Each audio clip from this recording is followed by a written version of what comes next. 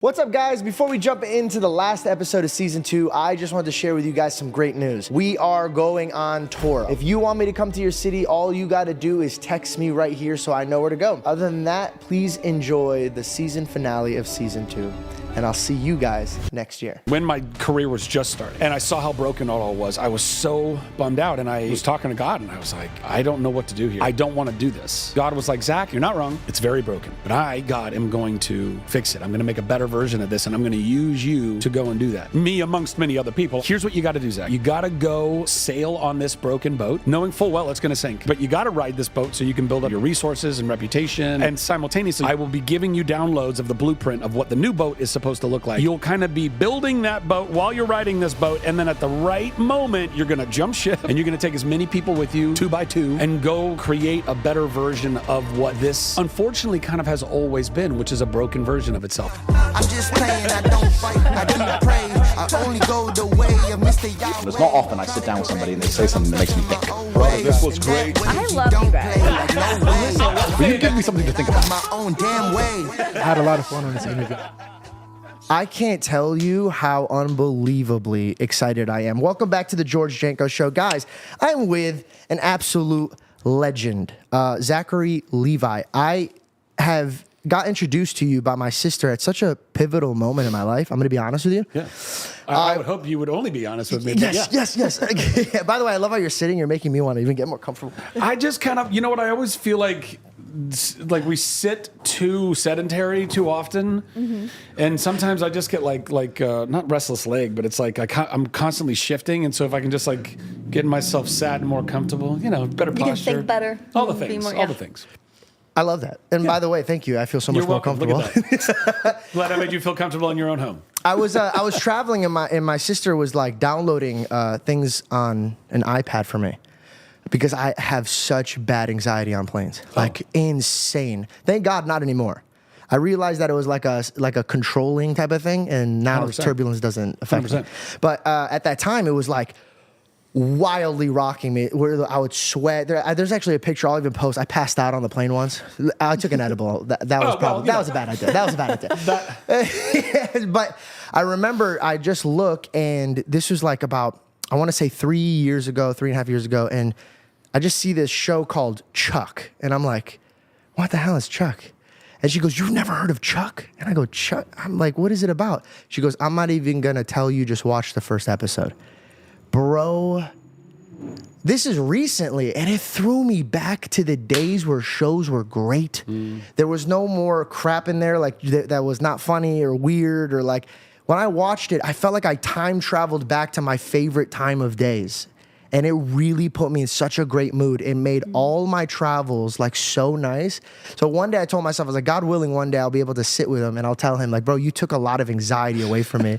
But I used to watch you be a little secret agent, dude. Well, I thank you for sharing that with me, man. Chuck was such an incredible adventure, like an incredible blessing that God put into my life, and definitely launched. I was working prior to that, but that was really the show that kind of, I guess, put me into being the lead of a television show. Prior to that, I was a lead, but I wasn't the lead. And, people gave me more recognition and gave me a platform to really build the rest of my career on. But it was really hard. Like, that show we shot it, here in LA, at Warner Brothers a lot, but also around in the Valley. The Bymore was, let's see, we're like right around Woodman. I feel like it was right up this way, or Canoga or something. Like, there's a shopping center, and the front of the Bymore was in that shopping center. I wish I could remember where, but not too far from here, literally. The exterior of it, anyway. The interior of the store was actually one of our sound stages at Warner Brothers. But it was such an incredibly, hard-fought show, because we never had enough time and never had enough money.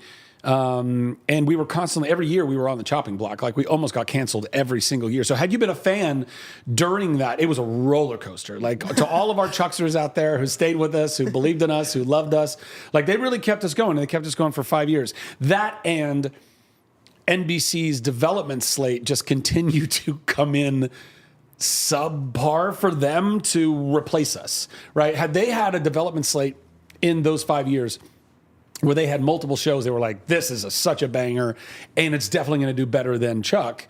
Then we would have probably got axed. But fortunately for us, we had just enough of a viewership, while, by the way, television viewership was already starting to dwindle, because keep in mind, we were like within 2 years. Let's see, we started in 2007. We went to 2007 and 2012. Within a few years of us starting to air on television, and by the way, at this point, we already had bloop, bloop, bloop, TiVo, right? So everybody was already DVRing, which... Was that good or bad for you? It was bad. It was bad. It's very bad. But why? Because the only reason why traditional television worked was because of ads.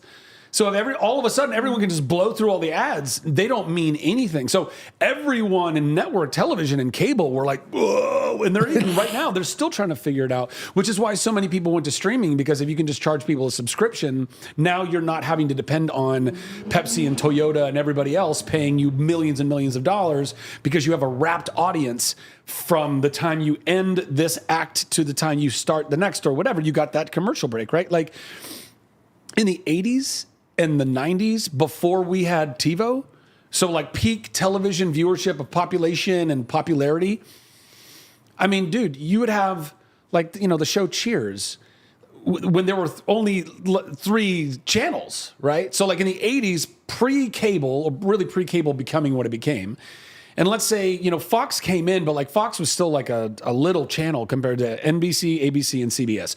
Those 3 juggernauts would have, like any given show, Cheers on any, given night, would have 75% of the viewing audience of the United States. Wow, yeah. Because wild. that's what your options were. You had 3 options, and of that time slot, it was like, are we going to watch Cheers or whatever ABC or CBS had at the time? And so that's how network television, and then ultimately cable with advertising models, that's how they made so much money. And then as soon as TiVo came around, DVR, that was the end. It took a long time for people. Again, they're still kind of like tap dancing and rearranging deck chairs on the Titanic, trying to like squeeze as much money as they can out of advertisement. Live still works because you still like you're T-bowing watching the live, Super yeah. Bowl. You're not trying to watch that afterwards. It's been spoiled at that point. So that's why you can get incredible amounts of money for commercials during live events, particularly ones that are massive events. But with Chuck, we were already getting hit by people zipping through commercials on television in general. And then within a couple of years of us doing the show, like by 2010, Netflix was going from not just, a subscription where they're sending out DVDs, but now they had their streamer. And all of a sudden they were like, well, we don't have a lot of original programming, so let's go license a bunch of shows. And so Chuck became one of the very first shows that was both, actually it might have been, we were both airing on television and streaming on Netflix at the same time. So then we started getting an audience on Netflix, but it never counted toward our numbers on NBC. So we were just kind of barely, hanging on there. But anyway, just to wrap a bow on all of that, just to land the plane on Chuck, and what you just shared with me. Even though it was hard fought, even though I went through like a lot of trauma making that show, just because of where I was in my life and all of the ways that Hollywood is, Hollywood's Hollywood. It's not a very humane place. You don't say. Yeah, I know, right? And even very good people are still kind of in a system that's fucked up. And so like, they're not necessarily treating you with a tremendous amount of empathy, because they're not getting treated with empathy, because the system's not created for empathy or really caring about humanity at large, or even the finished product. That's a whole other conversation. But despite all of that, what God made through us, me and every one of my incredible cast members and all of our crew and our writers and producers and everybody, and all of our executives, what all that created was a show that if I had a nickel for every time somebody like just shared something like that with me, I would have a lot of fucking nickels. I would have a lot of nickels. I don't know what that would be in actual dollars, but in the hundreds of dollars, and that's a lot of nickels, right? That's 50 nickel. No, hold on. No, not 50, 20 nickels. 20 times 5? Yes. 20 nickels per dollar, easily in the hundreds of dollars, maybe in the thousands. Because there is something about that show. There's something about that character and the characters around him and the heart. Like, I always wanted to. One of the reasons I loved playing that role is, I was barely acting. I basically just got to show up and be my nerdy self and play video games. And like with Josh Gomez, my best friend, who was my best friend during all that time, we'd play video games. And we had a wonderful family making that show. But the crux of it was this guy who cared about doing the right thing no matter what. No matter what. For his friends, for his family, even for the bad guys. Like, never wanted to kill anybody. He only wanted to drink everybody. Goku. That's the same vibe. I love that. Yeah. I don't actually know. Is that Dragon Ball? You never watched Dragon Ball Z? No. Get out. Well, it's been great, everybody. What's up, guys? I have something absolutely incredible to share with you guys. And especially for people like me that's super into Dr. Jordan Peterson. His brand new series, The Gospels, just released on Daily Wire Plus. And let me tell you something, if you watch this, it's something you're never gonna forget. If you're wondering what The Gospels are, it's his continuing chapter. He already did the Exodus, he's done Genesis. In The Gospels, it's a 10-part series that breaks down what Jesus was doing with the resurrection, his birth, his ministry. He sits there at a table and he basically discussed this with scientists, professors. And what I love about the series is that they break it down in a historical way, a spiritual way, and an intellectual way. And it's suitable for anybody. Somebody like me who's really into the faith and wants to just dive in deeper, or it's for somebody who's like, I don't really even believe in this, but I could sit and just watch how these people discuss it. It's not only this catalog, but all of the stuff that Dr. Jordan Peterson has been working on. And that catalog can be found on Daily Wire Plus, including his Master Life collection, which dives into life's most important topics, including masculinity, marriage, mental health, and developing a life vision. And here's the best part. Right now, Daily Wire Plus is giving 30% off. Use code JANKO30, and that's including everything in his library. Hit the link in the description below before it's too late. Well, think about this. That's 30% off crazy wisdom. Act now. Hit the link in my description. Get started with Dr. Jordan Peterson's The Gospels. And you just want to hug Chuck, you know, he's so pure and like it's so much fun to watch. And I think there's something that's actually quite biblical in that, and it's something that I've always tried to kind of carry myself in, which is, and it's very difficult because I think a lot of Christians or religious peoples, like, it's very easy for us to like and love the people that like and love us and that are doing life the way we approve of, but we don't like to love or extend grace or mercy or forgiveness or empathy toward anyone who we would deem to be a monster or evil or whatever that is. And yet Christ said, what is it to love those who love you? That's easy. That's not, I'm asking you to love your enemies and pray for your persecutors. Like that's love. Amen. And I think that, the way that Chuck never wanted to actually kill any of the bad guys because he'd always just saw like, well, yeah, but they're human. There's a human in there. Even if they are some Russian thug that just murdered a bunch of humans, it's like, but maybe we can save him. Maybe we put him in a prison long enough after he got tranked and woke up. He's like, what am I doing here? And all of a sudden, and there's a change of heart because he was Russian, but now, he was bad guy, but now he's good guy. I don't know. But that is cooked into the whole show. And so I think that because of that, people, if you have anxiety on a plane, it's a balm, it's a salve. It is something that just makes you feel warm. So anyway, there's so many things my heart is just exploding about. One, I also saw you on a podcast and you were talking about giving grace and extending grace, right? For you to receive grace. And I was actually just preaching this to my sister. I said, the reason Jesus says judge so you are not going to be judged, it's not because judge not so that you would not be judged. And it's not because he's not going to judge you. He's the father of judge. He's saying that if you're judging people around you, you're going to do that to yourself. And I realized that every time I was judging other people, I'm harder on myself. So imagine if I could give that grace to him, that when I'm going through something, I'm going to practice that by others, and I could do it for myself as well. Yeah. And also I find it very fascinating that we both know during that time it was a turbulence for you. But while God was sharpening you, he was setting so many other people free. Yeah, totally. That's a beautiful thing. Totally. I would love to jump into your mind because when me and her get to research the guests that we're having on our show, I always put in my mind, what category can I put this guest under? Exciting, a fighter. And me and her both agreed, dude, you have such a childlike heart. And it's a real thing. And I just want to get to know what your turbulence were. And what was it that God's grace that got you to where you're at now, but to be so kind and you are who you hang out with. I mean, I just met your girl right now, and she's just beautiful inside and out. And so how do you manage to walk on the storm when you know yourself, even your surroundings are vicious? Well, first of all, thank you. I appreciate the kind words and the and I wouldn't disagree that of of the various things that make us who we are, and there are many. Certainly one of a very strong descriptive nature of me would be to have a bit of a childlike heart. There's no doubt about it. And it's evident in the roles that I've gotten cast in, including Shazam.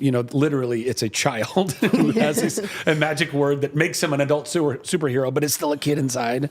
All of that is, there's no coincidence to that. That's who God made me, and these are the roles that he's brought into my life.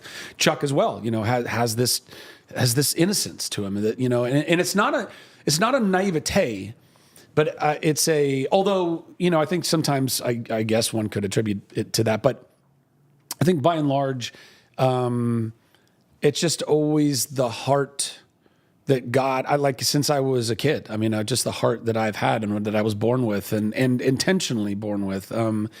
I think, like one example, I'll give two examples, both these, kind of moments that happened to me when I was growing up, and both actually related to Hollywood in some way. So when I was how old are you? I'm 31. 31. So I'm 44. In the 80s, I think mid to late 80s, there was a TV show called Life Goes On. And it was a kind of like an hour drama, about a family, husband and wife, older daughter, and a younger son. But the son and daughter were, a year apart or whatever, 2 years apart. They both went to high school together. The son had Down syndrome. His name was Corky. On the show, his name was Corky. And he was a real actor with Down syndrome. Because, Downs is a spectrum. I mean, you have much more higher functioning people with Downs and less so. And it was the first time ever on television, as far as I knew, that they were yeah, we're actually going to show Down syndrome in a very real light using an actor that has Down syndrome. And I'm 7 or something at the time. And I'm with my mom, my sisters, and we're over at a friend of my mom's place. And maybe her daughter was, no, I don't think her daughter was born at the time. But anyway, we're all sitting around and we're watching this TV show. I have no idea what Down syndrome is. But I'm 7 and I see this kid and I'm that's pure. That's, when you see almost anyone with Downs, there's something, there's a, talk about a childlike heart. I mean, there is nothing but just just love and just pure and And I, as a kid, I was oh my God, there's no deceit. There's no guile. They just are living and loving and they just want to love. And then I would watch this kid in a scripted show, but still nonetheless, I can tell that this person is so pure. And also these kids in his high school on the show that are bullying him are just destroying me. I start to bawl, cry so hard, weeping, so much so that my mom and her friend had to take me into the other room because I was just upsetting everybody that was watching the TV show. And they're shut up, we don't have TiVo. I'm what is that? And they bring me to the other room and they're like, Zach, what's going on? What's going on? And I'm crying and I'm crying. I'm it's not fair. It's not fair. It's not fair. It's not fair. It's not fair. And fast forward to I'm now 12 or 13 or something. Forrest Gump comes out. And I'm watching Forrest Gump. No. And which is already just an epic Your movie. parents are we're not taking him to this movie. He could go watch this on his own. No. I mean, so there's been many years in between these things, right? I don't think my mom was thinking this was going to trigger me in the same way, but sure enough, I'm watching this movie. It's already such an epic movie. One of my favorites for sure, and for so many reasons. But, about halfway through the movie or whatever, Forrest finishes talking to, the movie's all been recapping kind of because he's sitting on this park bench waiting for the bus to go see Jenny for the first time in many years. And then, so we get through all that stuff. And also there's already stuff that's heavy. And I was oh, it's getting me. And I'm kind of, tearing up a little bit, but I'm all right. And then the lady on the bench is oh, you're just trying to go there. You can go there right now. And he runs over there and he runs to Jenny's place. And, there's Jenny and they're catching up and there's no bitterness with him. This is the love of his life, and she literally left him, and all of these various in a brutal things, way. In a brutal way. But no, there's no bitterness. He's just nothing but love. And then he looks, and there's Jenny's son watching Sesame Street with his head all cocked like this, and he's you got a son? And she's like, yeah, that's my son. His name is Forrest. She goes, well, that's my name. And she goes, I know. I named him after his daddy. And then there's this moment where he looks at little Forrest and he puts together that this is his son. And like for the first time in the movie, you really start to see Forrest break down and cry. It makes me emotional every single time I even talk about it. And then he looks at her and he goes, is he like me? And he's afraid. And in that moment, y'all, we as an audience have just sat through him being ridiculed and berated and made fun of and insulted for hours, an hour and a half or whatever up to that point. And him just seemingly oblivious to it. But in that moment, Zemeckis and Hanks and they're telling you like, oh, no, he's known all along. He knows exactly who he is. And he's known exactly why everybody treats him like garbage. And he loves them anyway. And I was like, oh my God, I couldn't stop crying because I wanted him to be real. I wanted there to be an example of such a wonderful human being in the world. And I literally, bro, I sprung a leak and I could not stop. I was crying like I cried when I was 7 watching Life Goes On. People in the theater, we were in Tahoe on vacation. And there's people looking up at like what, like are these people beating their son? Like why is he crying? This is not normal, right? And I cried all the way through the rest of the movie and everybody dying and all of Uncle and Lieutenant Dan goes back, he's got 2 legs and all of the things. I cry all the way through the credits, all the way back to our family van, all the way back to the hotel. My mom and stepdad are like, what is wrong with this kid? Is that why you wanted to be an entertainer? That you watched something that impacted you so much and you're like, dude, I want to do that one day. I want to impact somebody with an art form. No, so when I was, I think that when all of us around 3 or 4, it's different for everybody, but like the first couple of years of life, you're alive, but you don't really remember any of it. You're just kind of like existing, bouncing off of walls and pooping your diapers.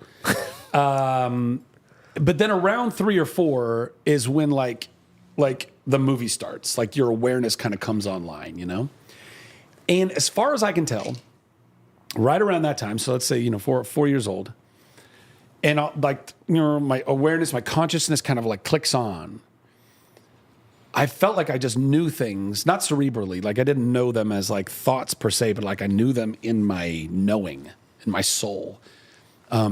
Almost as if like before our soul comes down and inhabits our body, like like what if there's like a mission select screen, and it's like, your mission, should you choose to accept it, is like, here's all of these parameters, here's all these things. And you're like looking at your options and like, yeah, okay, cool, I want to do that one. Because when I was around 4, first I was like at some Sunday school or something, and somebody, like I knew that there was a God who loved me. I just knew it. I didn't need someone to explain that to me, although someone did try to explain it to me. And even though I'm a toddler, they're like, so there's God. And I was like, no, yeah, I got it. I'm good. That's a blessing. Like totally tracking, good. I knew that I was going to be an actor, not even that I wanted to be, although I also wanted to be. But my desire to be an actor was never... like it was more of like just literally like a calling to my life. Like this is what you chose before you, or was chosen for you, or whatever. So what God sent you on earth with. Yeah. I believe that. And I went to my parents, by the way. Like I went to them and I would tell them I'm going to be, by the way, I don't even know that I knew what an actor was at that time. Again, I didn't know these cerebral words. But then, a few years later, all of a sudden I'm watching TV and I'm putting together, those people are pretending to be other people. John Ritter as Jack Tripper on Three's my Company. favorite. Oh my God. I watch that every night with my mother. Bro, for real. Like one of my favorites. He's the greatest comedian. You guys have to watch Three's Company. He was so good. Oh, I miss him. Rest in peace. He was I feel like Chandler Bing stole a lot. Not stole, but learned listen, a lot there's from... nothing new under the sun. Yeah. Even John Ritter was emulating all of the greats that he grew up watching and all that stuff, right? He was the great. Well, but I remember then being like, oh yeah, that's the thing. Like the thing that I know that I'm supposed to do, that's the thing right there. That's what I'm going to do. And I remember my mom being like, oh, that's real cute, honey.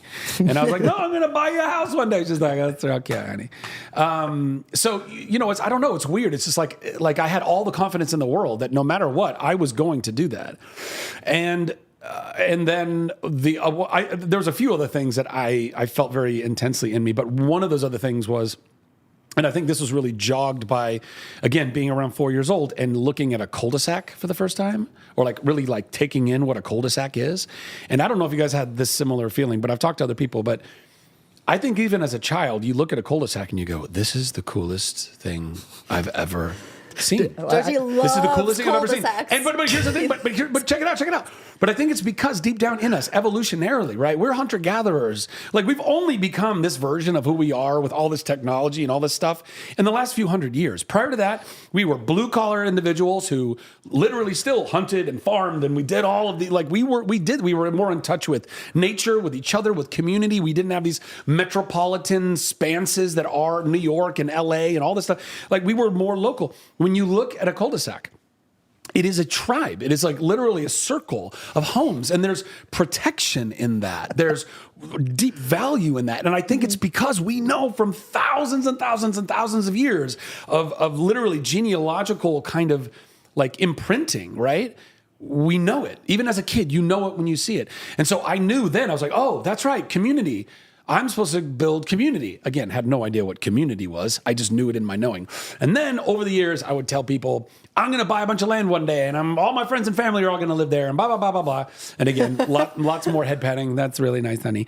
And then I started working in, the doors started opening for me in Hollywood. And I was like, oh my God, it's happening. Like this thing that I knew was going to happen is like starting to happen. And I got my first look behind the curtain and I saw how all the sausage was made. And I was so bummed out because it's all it's so broken. Like I assumed. It's magic. But magic's fake. I assumed correctly that it was a deeply inhumane industry, but I assumed incorrectly that the inhumanity was somehow the price that we all paid for excellence. Like, you got to go through the crap because then you get to make these great movies and stuff. But then I very quickly found out that by they, I mean the majority of the, let's say, leadership of this industry, like most industries, don't actually care about the quality of the product. This is a business. They care about how do we make as much money as we can, squeezing the makers, the actual artists and everybody, how do we squeeze them for every penny while simultaneously like not spending money on the quality of the thing so we can make better margins, so our shareholders are happier and our CEOs make better. Like it's so garbage. It's so messed up.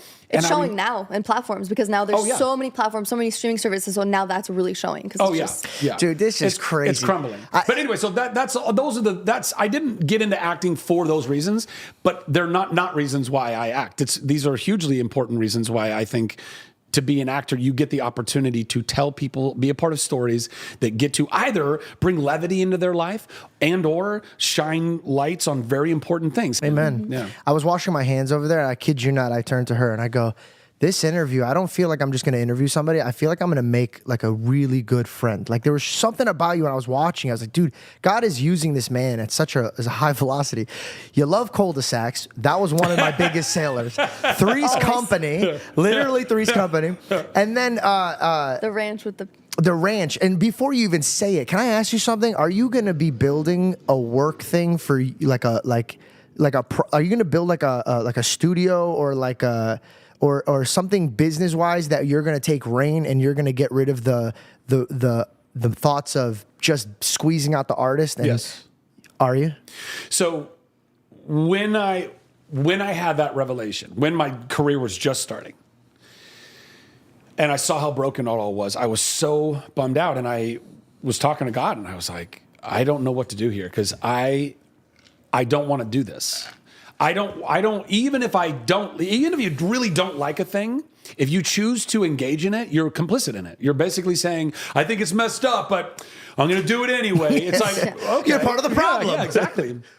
And that's how I felt. I was like, I don't want to do this. I don't want to give my life force and all my creative energy and ideas to a system that's just going to, scramble them all up and take advantage of it all. And I really genuinely believe God told me in that moment, not audibly, but I mean in the way that God... The same way that you learned as a baby. Yeah, kind you just of. Knew. But you can hear it in your soul. And God was like, Zach, you're not wrong. It's very broken. But I, God, am going to fix it. I'm going to make a better version of this, and I'm going to use you to go and do that. Me amongst many other people, I'm assuming. But here's what you got to do, Zach. You got to go sail on this broken boat with everyone on this boat, knowing full well it's going to sink. It's probably in the process of sinking right now. And while you got to ride this boat so you can build up your resources and reputation and all of these various things. So and simultaneously during all of that time, I will be giving you downloads of the blueprint of what the new boat is supposed to look like.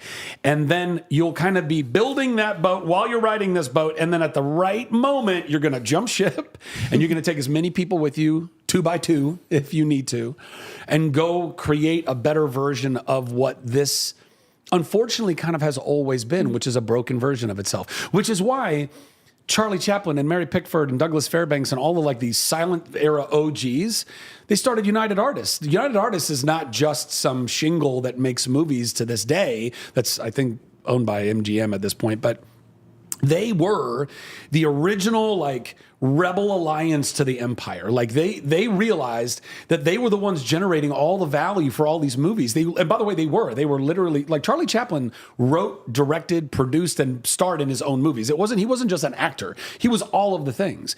And then he would take these movies and he would give them to whoever he had a contract at the time, MGM, I don't even know who it was. And then they would go and distribute it in their theaters and they would make the lion's share of the money while simultaneously, by the way, trying to get into his creative process and tell him how to do this and do that, which is infuriating as a creative. And so they all banded together back in the day and were like, we're not going to do that anymore. We're going to do our own thing. The problem was that the way it used to be, it was all super vertically integrated, which ironically it came full circle on. But it used to be that the studios would exhibit their movies in the theaters that they owned. There was no AMC, there was no ArcLight, there was not Lowe's, there was none of that. It was MGM had MGM theaters and Universal had Universal theaters, and they would be around the country or whatever. And so if you had a title, those would go directly into those theaters. And United Artists didn't have a bunch of theaters to go and put their movies into, so were still beholden on the old studios in order to get their movies out. So it ultimately didn't work, but it's been broken. It's been broken for a really long time, and it's breaking even more now than ever. But we've needed to fix this for a long time. So 25 years ago, I was looking at all of these things and I'm like, there's gotta be a better way. And I think that in order to do that, it's not just a matter of building a place. To answer your question, this is what I'm doing. Not just building a place that's like a new independent studio for creators of all ilk, like movie, television, video games, music, podcasts, apps, anything that, is kind of a creative effort of the arts and sciences of entertainment, like a full-on content creation campus. But on that campus, why not build the places for everybody to live? Why not build schools for your kids and clinics for your healthcare? And by the way, not ones that are controlled by corrupted FDA and all of that stuff, but like provide truly life-saving, life-healing modalities so that we can actually truly be our healthiest and happiest selves, and encouraging people in all kinds of great philosophical ways, doing away with the middle management that is unfortunately, kind of controls and I think screws up most of what all of this industry is. And also, not for nothing, but, trying to take a lot of agenda out of content. Like I think, I know everyone kind of sits in different political spaces, but I do think that, there's been a lot of, I don't know, some people will call it kind of woke agenda or whatever, which is like, oh, let's infuse a whole bunch of stuff into these stories that doesn't need to be there. We're shoehorning it in. And by the way, I believe the same thing about like, trying to shoehorn Jesus into a story. It's like, well, you shouldn't do that either. He doesn't even ask you to do that. Yeah. He says, there's a line that I always tell people, like, if you want to preach Jesus, do it by your actions, not by your mouth. Sure. Right? And you know what? Vivek Ramaswamy and Robert Kennedy, Elon Musk, Tom Tulsi Gabbard. Yeah, all these people, their main message was, hey, like, it's okay to have a free speech. It's okay to have, but let's stop pushing and making it mandatory. Yeah. And also you were saying, it took me a bit, and then I had this revelation that I wanted to do this. There was a reason why Jesus came up to Peter and says, come, I'm going to make you fishers of men. And he picked the broken. Because one, you can see the glory. Because when we look at you, we're like, man, look what God's doing through this guy, which makes us see Jesus through you. And the second is, you can't have this idea and want to do this unless it's truly hurt you. And you've seen it with your own eyes and you see the impact that it's done to people around you. So you had to be broken for you to be rebuilt through what you're doing now. So first of all, sorry you had to go through that. But on the other hand, I'm not sorry you went through that because I'm very excited that you're going through it. God redeems all of it. God redeems all of it. You know, we should not pray for an easy ride. We shouldn't. You know, they say, be careful what you pray for. And I just told Belle I changed that. And I said, prepare for what you pray for. Why be careful? I mean, like, if I ask God for something and he says, okay, well, I have to break you down, but this is good for you, then amen. I just pray that it doesn't hurt me or I move on from it. Yeah. It's kind of like childbirth when a woman is going through pain through the birth labor, but like, after, she doesn't even remember any of that because she's holding her newborn baby. Well, also her body is flooded with so many great endorphins and oxytocin and all that stuff. Hopefully, I mean, you know, that's kind of what the natural process is. But with every like broken thing that happens in your life, that lesson is so much greater than what you went through, and that's the only way that you're able to grow. And I have to say, it's so incredible to hear you say like your vision for things and how you feel about the industry, because like that's literally the place that we are in. And as somebody, you know, like, I'm an actor and it's something that I've loved my whole entire life. And, you know, I've built my way up, but then now I've become to a place, certainly like as my relationship has gone closer with Jesus, and I'm like, like there's a lot of things I don't want to do. There's a lot of things that I won't do and I don't want to represent. And so I had to take like a hard pause and be like, okay, like I have to make a hard decision. And right now with everything that's made and the way that female actresses are portrayed and, you know, it's so sexual and all these things, it's like, it kind of feels impossible. You know, I'm like, oh, well, you know, probably not going to be able to do it because this is all that they want. And then, you know, but when you can do anything through God. And so I was able to meditate on it and be like, no, actually, I could change that. You know, I could, you know what I mean? I could set those boundaries, and it might be more difficult, but there's no reason why you can't find projects where you don't have to be sexualized in that way or present a certain message. And that's why I'm so grateful towards like people like Angels. And now hearing you say that, I mean, that's the greatest gift. And so if you had to adapt any biblical story into a film, what would it be? Well, and we were kind of talking about this before. I mean, I think the story of David is just so great, you know, and it's an epic. I mean, it's, you know, it's a whole life of him being, you know, the youngest, essentially, I think, or second to youngest of, and, you know, out in the fields being a shepherd and then called upon, like all of his older brothers, it seemingly they would be the ones that be like, I'd be the king. And he's like, no, that one. He wasn't even presented. No, it wasn't even presented. Yeah. And, you know, but then, you know, part of the reason why I think it's such a powerful story and one that I think a lot of religious, you know, Christian audiences should watch, if done correctly, is because it's not clean. It's not, you know, this like, it's not all that. I mean, he was a murderer and an adulterer and many other things, you know, and yet still a man after God's own heart. And I think that that's important, because if all we do is tell all of the nice stuff, then you don't really understand what they came from. Like you're saying, you know, like everybody came from this place. All of those apostles came from being these more broken, you know, vessels, and then transmuted into something that was far more powerful, in part because God's like, yeah, let me show you what I can do with them. I could show you what I could do with the most pious, zealous, strongest, whatever, but it won't be nearly as impressive to anyone watching, because they'll be like, yeah, but they were already really pious and zealous and strong and impressive. So I think David is, but I will say though, my friends at the Wonder Project, which is John Irwin, who he started Kingdom Story with his brother Andy Irwin, that I did the movie American Underdog, the Kurt Warner football story with, and also Unbreakable Boy that's coming out in February. They've done lots of different films and whatnot, but John of Kingdom Story, he went and started a new shingle over with Amazon called The Wonder Project, and they are making the David series right now. They're about to go shoot the I got second so season. jealous. I got so jealous. I have my dream is to always play David. Yeah. Because I just feel like it's the story that every man should read so he could remember that like all you need is God's favor. Yeah. That's all you need. Like I always tell everybody like the reason why he was righteous and the man next to him wasn't because he didn't sin. It's because he accepted his sin. He knew he was sinning and he wanted to be better with God. And I think when you're at a state of like, no, I got it figured it out, I'm not going to learn anymore, then you're dying. Yeah. But if you're chasing after God's heart, I think the more you know God, the more you realize how bad you are and how like lost you are and how broken you are. And it's daunting. So some people run away from it. But on the other side of it is such glory for him. And then your whole life prospers over it. Is there a time in your life where you felt like you were David, where you were like, it's not for me. And then you're up on the light and you're like, okay, I got to represent God and I got to figure out what he wants me to do in this. I mean, every day, you know? Like, I mean, not every day, but I feel, I don't know, it's weird. I like, you know, there's times when I feel like my life is representing David's story. Sometimes I feel like it's representing Moses. Sometimes I feel like it's representing Noah. Sometimes I feel like, you know, like right now, the studio that I'm trying to build feels very much like the ark that God was telling Noah, like, you got to go build this thing because the flood is coming. You know, I don't think the flood is water. Honestly, I think the flood is like AI. We can talk all day long and wax philosophical about like, how do we save the industry from itself in the way that it treats people or doesn't make great content or whatever.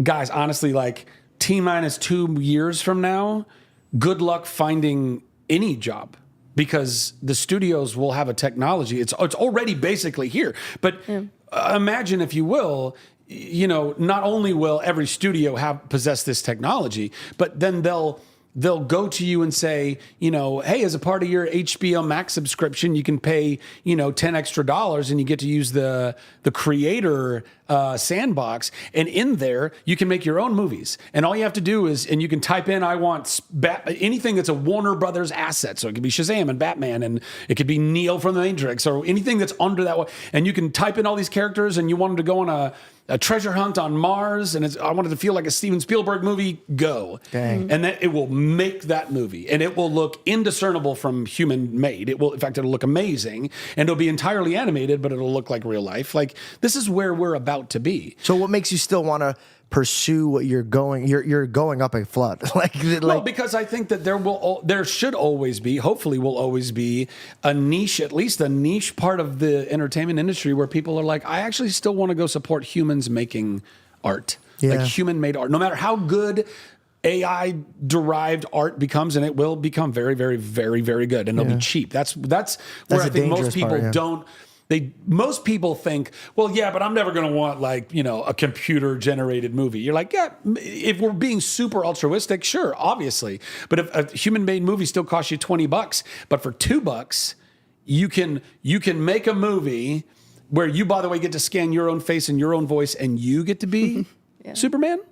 Or better yet, your kid gets to be Superman, and now you can shut them up for the next couple hours for $2, and they get to watch themselves be Superman in a movie. You are absolutely going to pay for that money.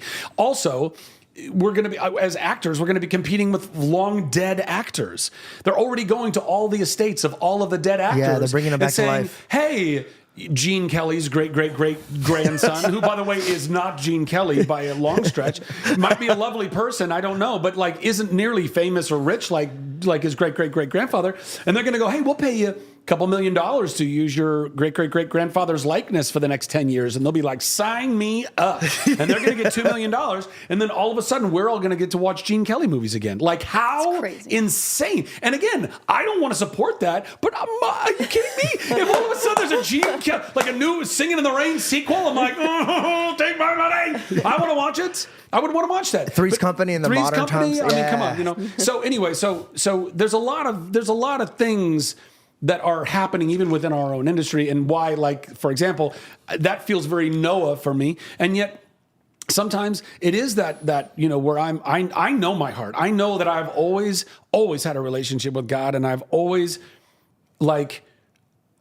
tried to remain humble and grateful and trusting of my Creator. That is what I believe we are all start there. Really, I pray for humility, gratitude, and trust. Amen. Help me to walk in that, God.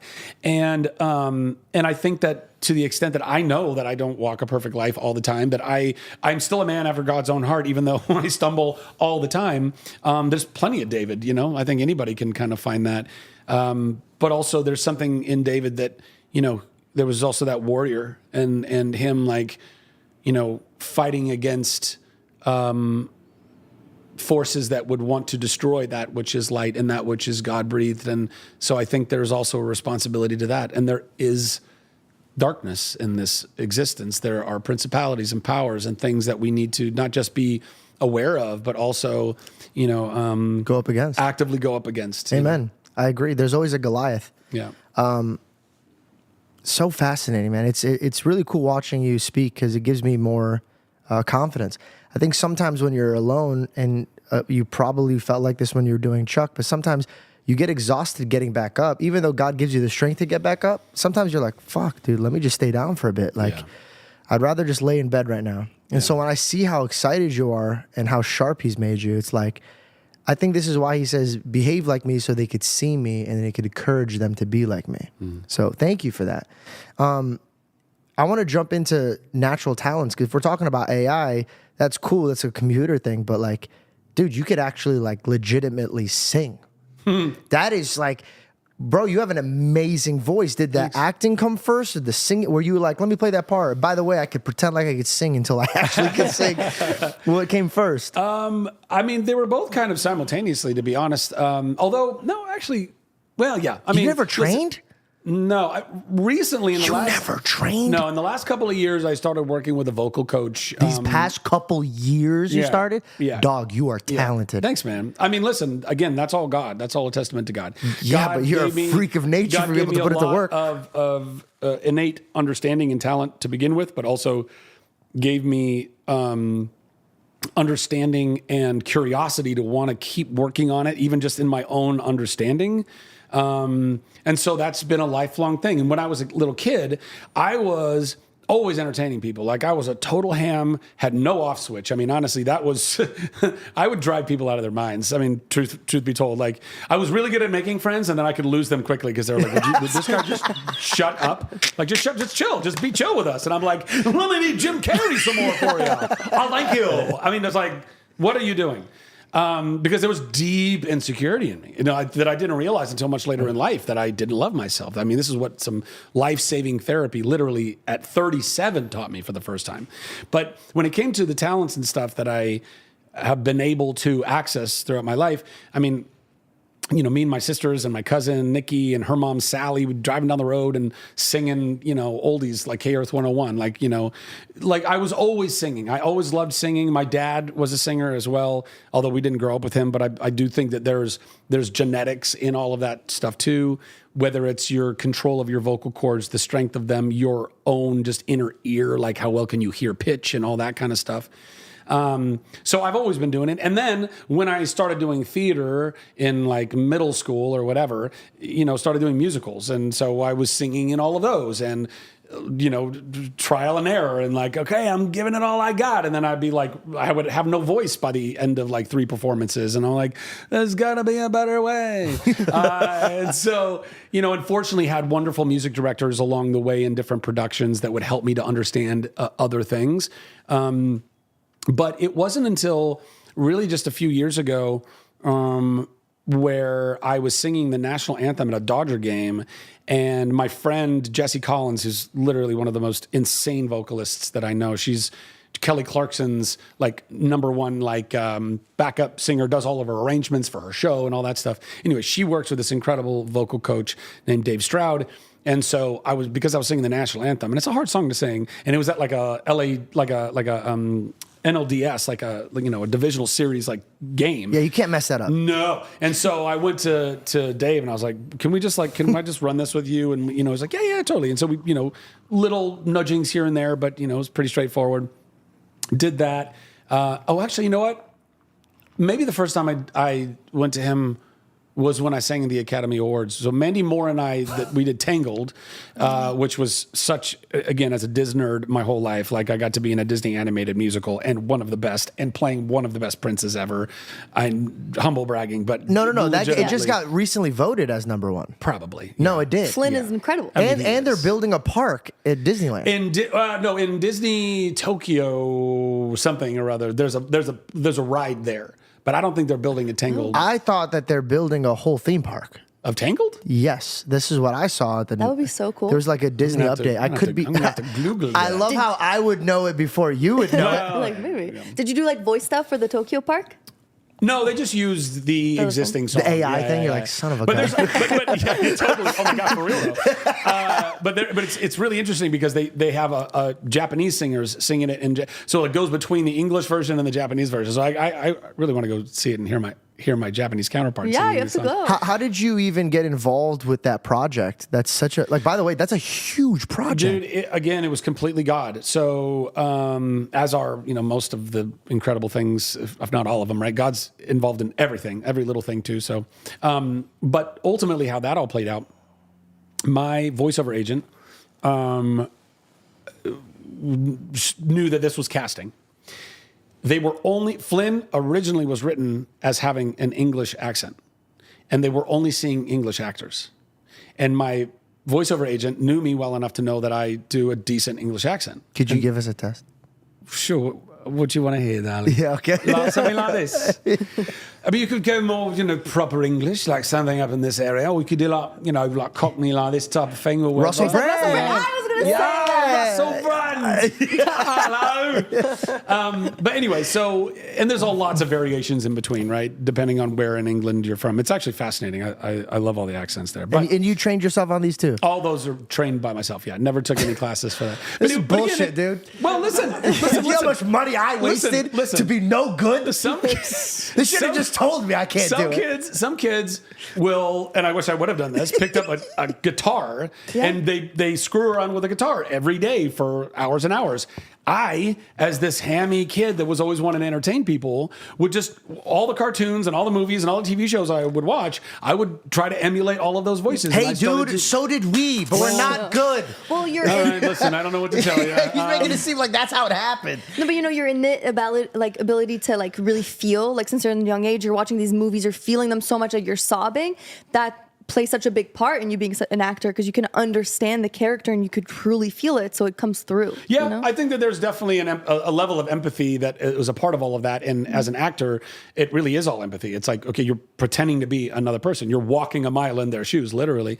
But at any rate, when it came to Tangled, my agent was like, they were having a hard time casting their Flynn with the English actors that they were looking at. And my agent said, hey, you should see Zach. He does an English accent. They're like, we don't know. She's like, just give him a shot. And so I went in and I did the scenes as Flynn, but with an English accent. And I was doing all this. And then they told us to prepare like a singer-songwriter song. And I did Sweet Baby James by James Taylor. Nice. And then I left and they said, quite liked his read and what he did. So can he come back and sing do the read one more time and also come back and prepare this song, At Last I See the Light, the song that we do, the duet in the movie. And came back and did that. And then they hired me. And then we started to get into making the movie. And then in that process, they said, it was really funny actually, they came back to my agent and they were like, so listen, we think, because no Disney movie, if you go back and look at any Disney movie, the prince and princess both have like an American accent. All the characters around them can all have English accents and whatever it is. In Aladdin, I guess, the genie kind of had an American, Robin Williams had a billion accents in that, but like Jafar and the Sultan and all these other, they all have different accents. But the Arab guy's like, hi, how are you? I've You don't sound like my cousins. I've never realized that. Yeah. So A anyway, whole new- so then sorry. they came back to us and they said, so we think we're going to change his voice to more of like a mid-Atlantic, American accent. Do you think he can do that? My agent was like, yeah, I think he can. That's what he does. He was doing this other thing. So anyway, so that's ultimately how I got the job. It was all because my voiceover agent believed in me, and because they gave me a chance as a non-English speaking, a non-English accented actor. When you were reading the script, did you think it was going to be such a grand slam? I mean, listen, man, I loved that project from day one to now. I've always believed in it. I think that it was weird. It was like, Disney was actually kind of on a bit of a downslope because The Princess and the Frog was the last princess movie before it, and it did not perform. And John Lasseter had come in from all of success at Pixar, and he was like, you know what? We're going to stop making princess movies. And honestly, they would have probably canceled Tangled had they not already spent so much money in development up to that point. Wow. So that's the only reason why we continued to got to make the movie. And then we made a really good movie. Yeah. And people really liked it, and we did pretty well. And then on the heels of that, they were like, okay, maybe we won't close down this princess thing. And then they did Frozen, and then that blew up even bigger, and so, but I do think. So technically, you're the one to thank for Frozen. No, I mean, yeah, but no. It's all part of a lineage. You know what I mean? Yeah. Listen, Idina Menzel and Kristen Bell and Josh Gad and Jonathan Groff and all of those incredible voice actors, incredible animators, directors, the songs. I mean, the reason I think that Frozen really boosted bigger than a lot of other movies, including Tangled, was because of Let It Go. All of a sudden, they had a song that wasn't just a song that you'd hear in the movie. Yeah, it was a smash. But it was like playing on pop stations, and all the kids wanted to hear it. And it was a super good, catchy song. So that was a huge, propellant, I think, in how Frozen ultimately, succeeded in the way that they did. And ultimately that led to, then the Moanas of the world and Lin-Manuel Miranda making all of those great songs. And although apparently he didn't in the second one, I don't know. Well, now, question, is there a Tangled 2? So that was one of the bummers. We never actually got to do a Tangled 2, which I really wish we could have done. They did Tangled, and they did a little short called Tangled Ever After. And then we actually did 3 seasons of a Tangled television series that was on Disney Channel. So instead of a sequel movie, we got to do that series, which was also a really wonderful experience. And Mandy and I, most all of the original cast came back. And we had incredible directors and writers. Chris Sonnenberg, who was our showrunner, is like just a dear brother to this day. So that was a special experience. But it would have been nice to do like a. Do you think the door's closed, or do you think in the future they might circle back? I honestly have no idea. I know that they've been talking about doing a live action because with Disney, I mean, with every animated movie they're making a live action of. Which then probably a few years from now, then they'll make another animated version of the live action. Right. Right? I don't know. Yeah, they're really good. Not really good at it, but like they like to always take their idea and build on it. They're not really quick to like create a whole new like direction. A whole new world. No, So no, good. that's not true. Even as a joke, that was good. They build lots of new IP all the time. I get it. You listen, still want to work with Disney. No. Listen, no. I'm super grateful for all the time I got to work with those guys and all the ways that it blessed my family, getting to go more to Disneyland and all the cool perks and stuff. Like that was wonderful. Listen, Disney has their own things that they're trying to work out right now, and as they should. I think a lot of, again, going back to, what we were talking about before when it comes to certain ideologies and wokeness or whatever, all that stuff, I know that people, I've gotten into not argument, but people on Twitter are like, that's not what woke means. I'm like, listen, I'm not talking about the technical definition of what woke originated as, which was specifically about black culture and ways in which that there was, inequalities within, all of that. I understand that. Woke as a term has become to encompass anything and everything that feels very left-leaning in agenda and ideology and whatever that is. And I think that a lot of companies, Disney included, in an attempt to be inclusive or whatever that is, have gone very far down that road. And I don't know that it has ultimately benefited them as a company or benefited the content. I think that we can be inclusive and we should be inclusive, but you can do it in really natural, subtle, everyday ways that don't feel like, again, it's like, you gotta believe this. I think both sides are just super aggressive. Like this side, they're trying to maybe push an agenda or maybe be inclusive, and this side's like, I don't want to see any of that. Me and her still go to Disney. We get a hotel room, we stay there, we have fun. We're good at separating what we love and what we don't love. Listen, human beings walk around us all the time that are messy. I'm not gonna hate this person altogether because they have one messy side to them. Absolutely. So I'm not gonna hate a whole corporation when it has so many employees and so many great minds. Absolutely. And it's not. I don't drive with that. I believe that if Jesus gave you free will to decide what you want to do and what you want to push as an artist, then go do it. If he's going to tell you to keep going, why am I going to tell you to shut up? Yeah. But I just dislike when people are like, no, all of that has to go. It has to burn down and blah, blah, blah. I love Disney. I literally fly my mom out from Arizona. We stay like 2 nights there. We go on rides. We hang out. You guys go to the Disneyland Resort? You go to the Grand California? Where do you guys? It's I don't know. Yeah, when you it's go the down, Grand California. it's the The Grand Grand California. California, It's so nice. Yeah, that's great. The day that we went, there was no AC though. That's not nice. That Really hot was dinner. tough. That's dude. not nice. That was tough. Well, I mean, but weren't you in the park most of that day? Like, what were you doing? No. So we're a little older now. So like, the whole walking around for quite some time is a little much. I like to. Okay, this is what I found out this time around. Their food is unreal. There's Napa Rose. Napa Rose. Oh, There's yeah, some Napa Rose, restaurants. great. The Blue Yeah. Lagoon. My friend taught me how to do Disneyland. There's like you have to look into this. There's like a lot to go on. We went on we bought lightsabers. We built them. Yeah. But we also got to go there on May 4th. So they open up the park at nighttime. So Yeah. everybody's there's walking around with their lightsabers. And dude, I can't tell you how much fun I had there. Yeah. But yeah, so That's great. Are you planning on working with Disney on any of your projects? Would you ever partner with them and be like, hey, like I want to bring this to life? Listen, I've gone and pitched over the years. I mean, I've pitched various projects to them, or auditioned for various things for Disney. But no, I mean, the stuff that I want to make, I don't know that it fits into that mold particularly. Everybody's got a brand. What's and your dream everybody's trying to- project? What's that? What's your dream project? Like right now, if I don't know if this is true, but I saw this and I pray to God it's true. I saw that Elon gave Mel Gibson and Mark Wahlberg a good amount of money to start a production so they could create things that they think is good and family friendly. But so say Elon came into the room and he goes, dude, your stuff is out of this world and I like that. So here's all my money. You could create whatever you want. What would be something that you're like, oh, dude, I'm going with this? Well, bro, you are literally speaking my dreams into existence, because that's exactly what I've been hoping for, and not just recently, but I'll get back to that.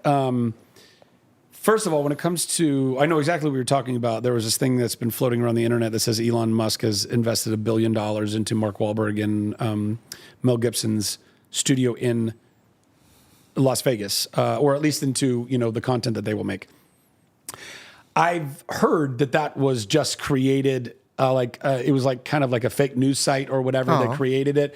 I know, but listen, Maybe it happens. But maybe it happens anyway. He You has know that what I mean? much money, dude. He can Elon do is it. that kind of guy. He can do it, It wouldn't surprise me. And Mark Wahlberg and Mel Gibson are very legitimate, human beings and stars, and understand, and directors and producers. Like, they understand how to do this stuff.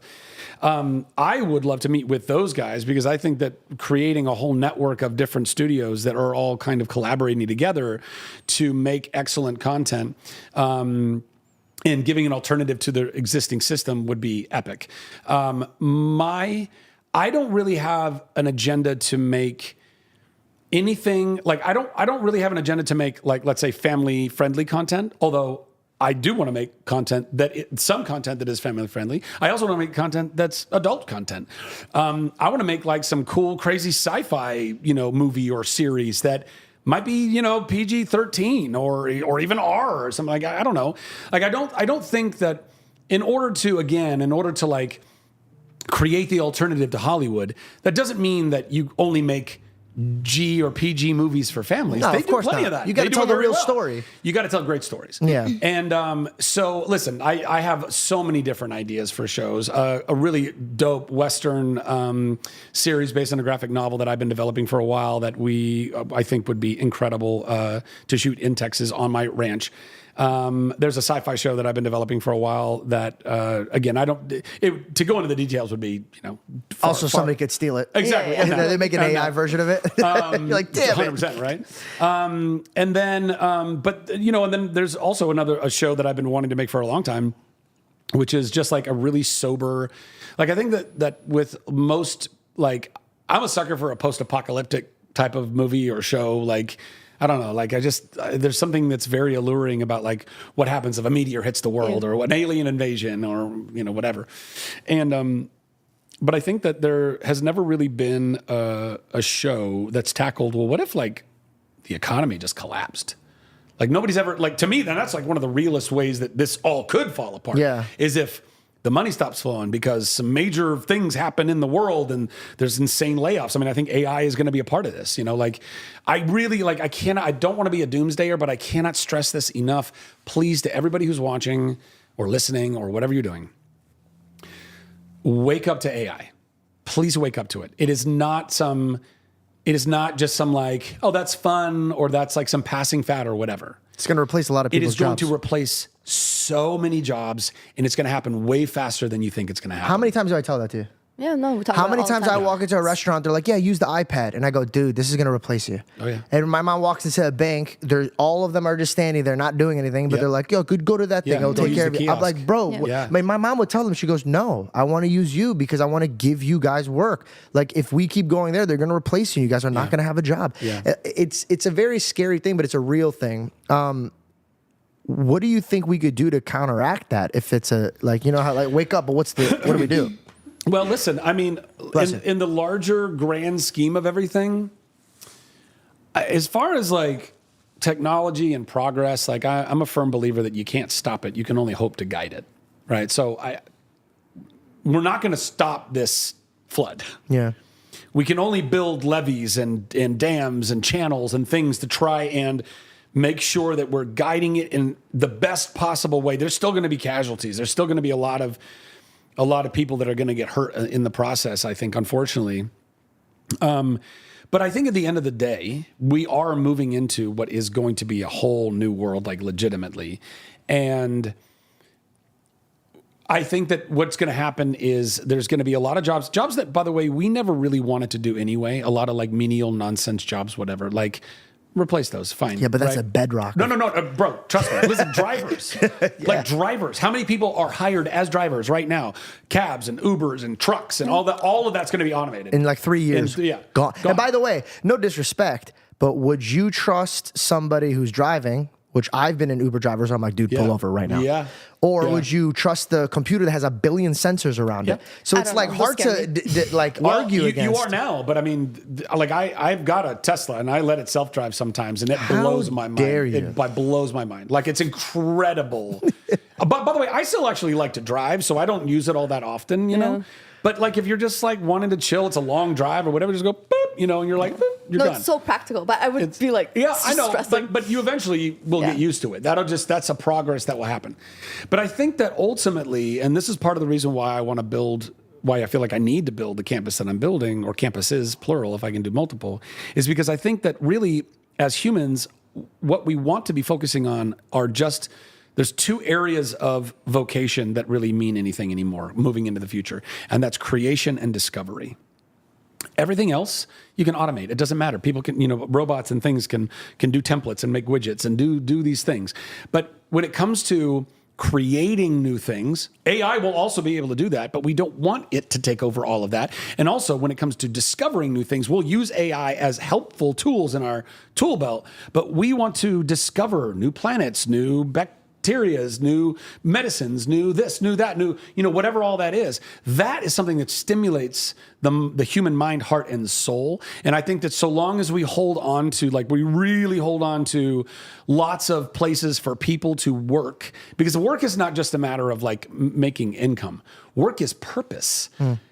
How many people retire and they die just a few years after they retire? And why? Because they they stopped have learning. nothing to do. Yeah. They literally are just sitting. They were already sedentary a lot, and now they're super sedentary, and now they don't have any purpose, and they die. And that's why the people who are like centenarians in blue zones that live the longest, people in Okinawa, Japan, They're always working. they're working. Yeah. And by With the a way, cigarette in their mouth. Yeah, and they're making these cool little guitar things, and it's like, oh, okay, cool. That keeps you alive. That keeps you going. That keeps you happy.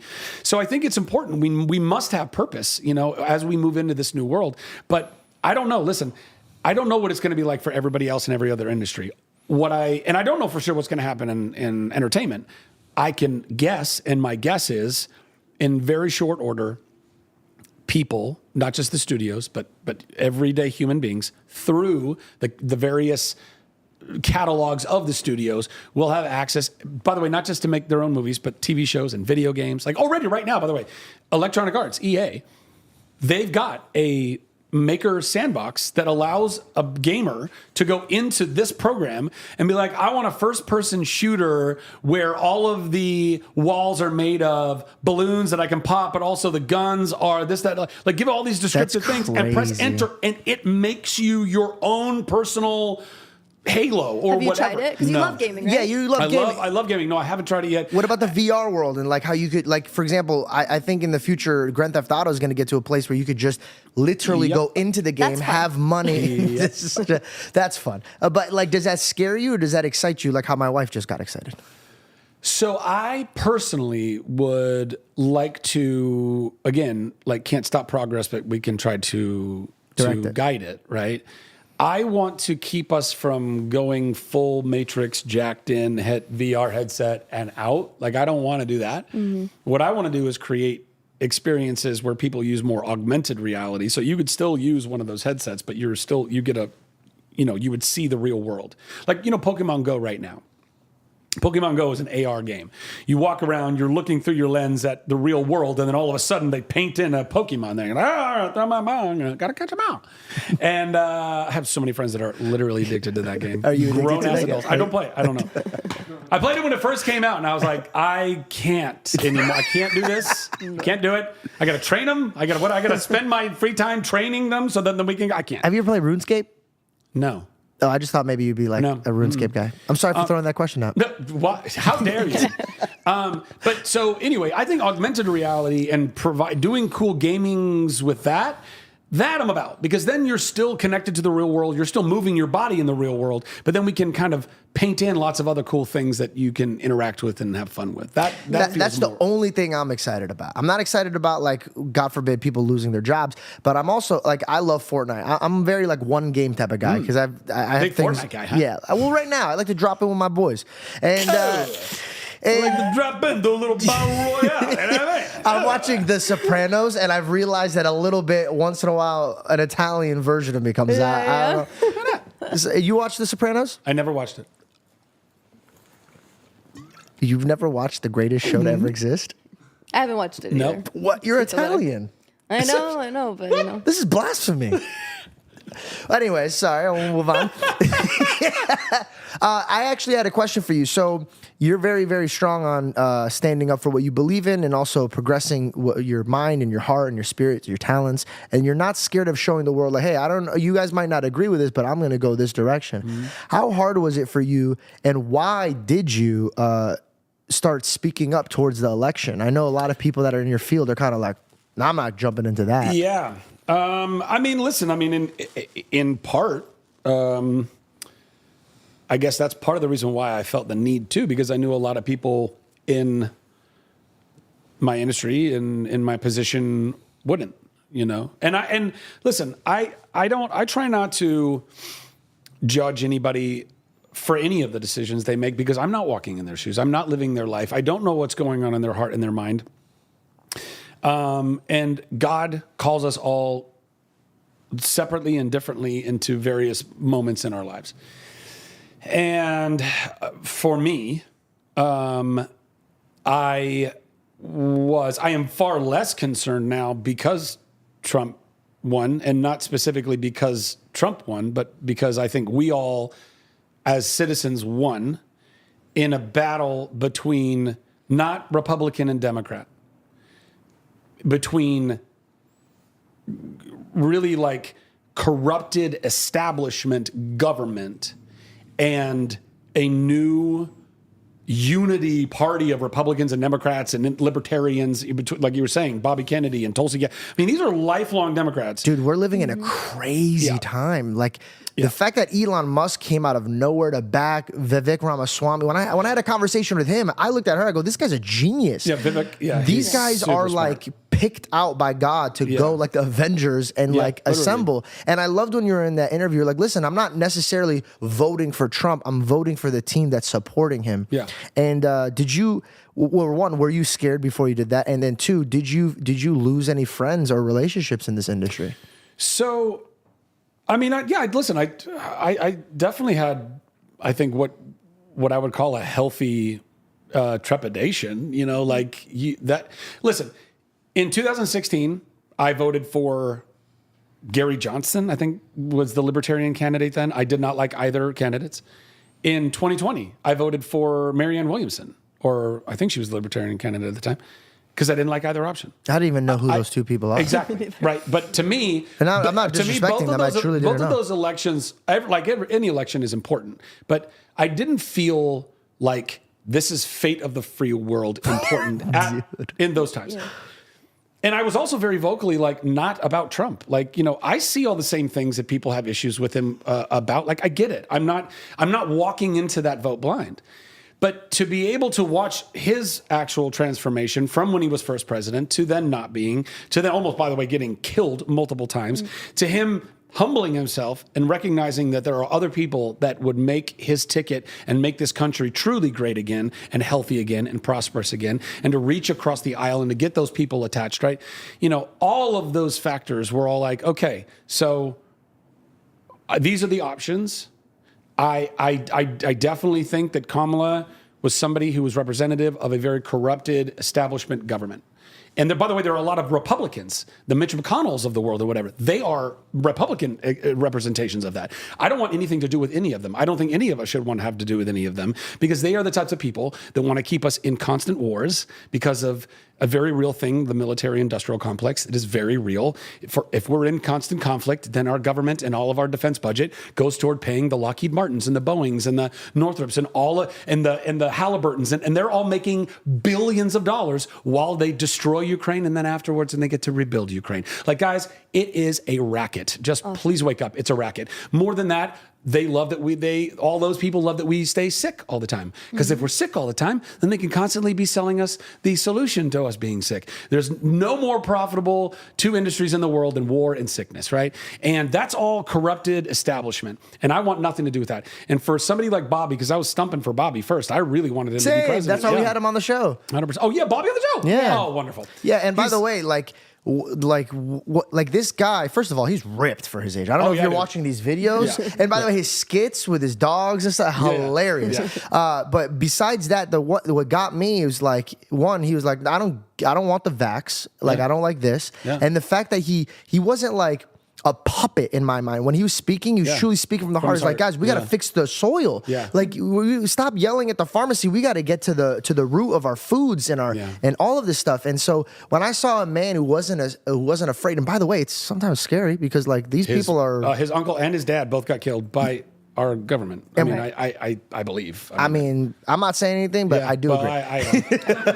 I'm not saying you're right, but you're absolutely right. And they killed Martin Luther King, and they killed Malcolm X, and they've started coups in numerous countries around the world, and they've assassinated all kinds of people. And by the way, I think a lot of people involved in all of that, just for the record, are people that believed in the moment they thought they were doing something great for democracy, or they were doing something great for whatever it was. The same way they did for Hitler. The same way that they did for Hitler. Yeah, sure. Hitler didn't just come out being evil. He was Times Magazine's greatest man of the world. Isn't that crazy? That's crazy. Remember, Lucifer and any evil man, they're very wise and sneaky with their tongue. Yeah. They destroy. They create a huge problem for them to come in and be the hero of the problem. Yeah. What do you think that reminds us of? Yeah. The pharmacy. Oh, you're sick and fat? Yeah. Don't keep eating the fast food. Yeah. Keep not going to the gym. Don't worry about changing your diet or actually working out. Yeah, just take a pill. Take a pill. Yeah, that's crazy. God's giving us everything that we need. Yeah, to the pendulum is swinging back. A pill that, by the way, they say they've tested. Yeah. But have they? What's all that data? Like, it's so I mean, the commercials are like, take this. Yeah. If you have a runny nose, but you might want to kill yourself. Yeah. You're gonna have stomach problems. Like the laundry list. She takes the pill, suicidal, sneezes again. You're like, oh, come on, seriously. Yeah. But listen, and also just really quick, when it comes to Bobby. Listen, I'm very much on board with him in that I think we need massive reforms when it comes to vaccinations.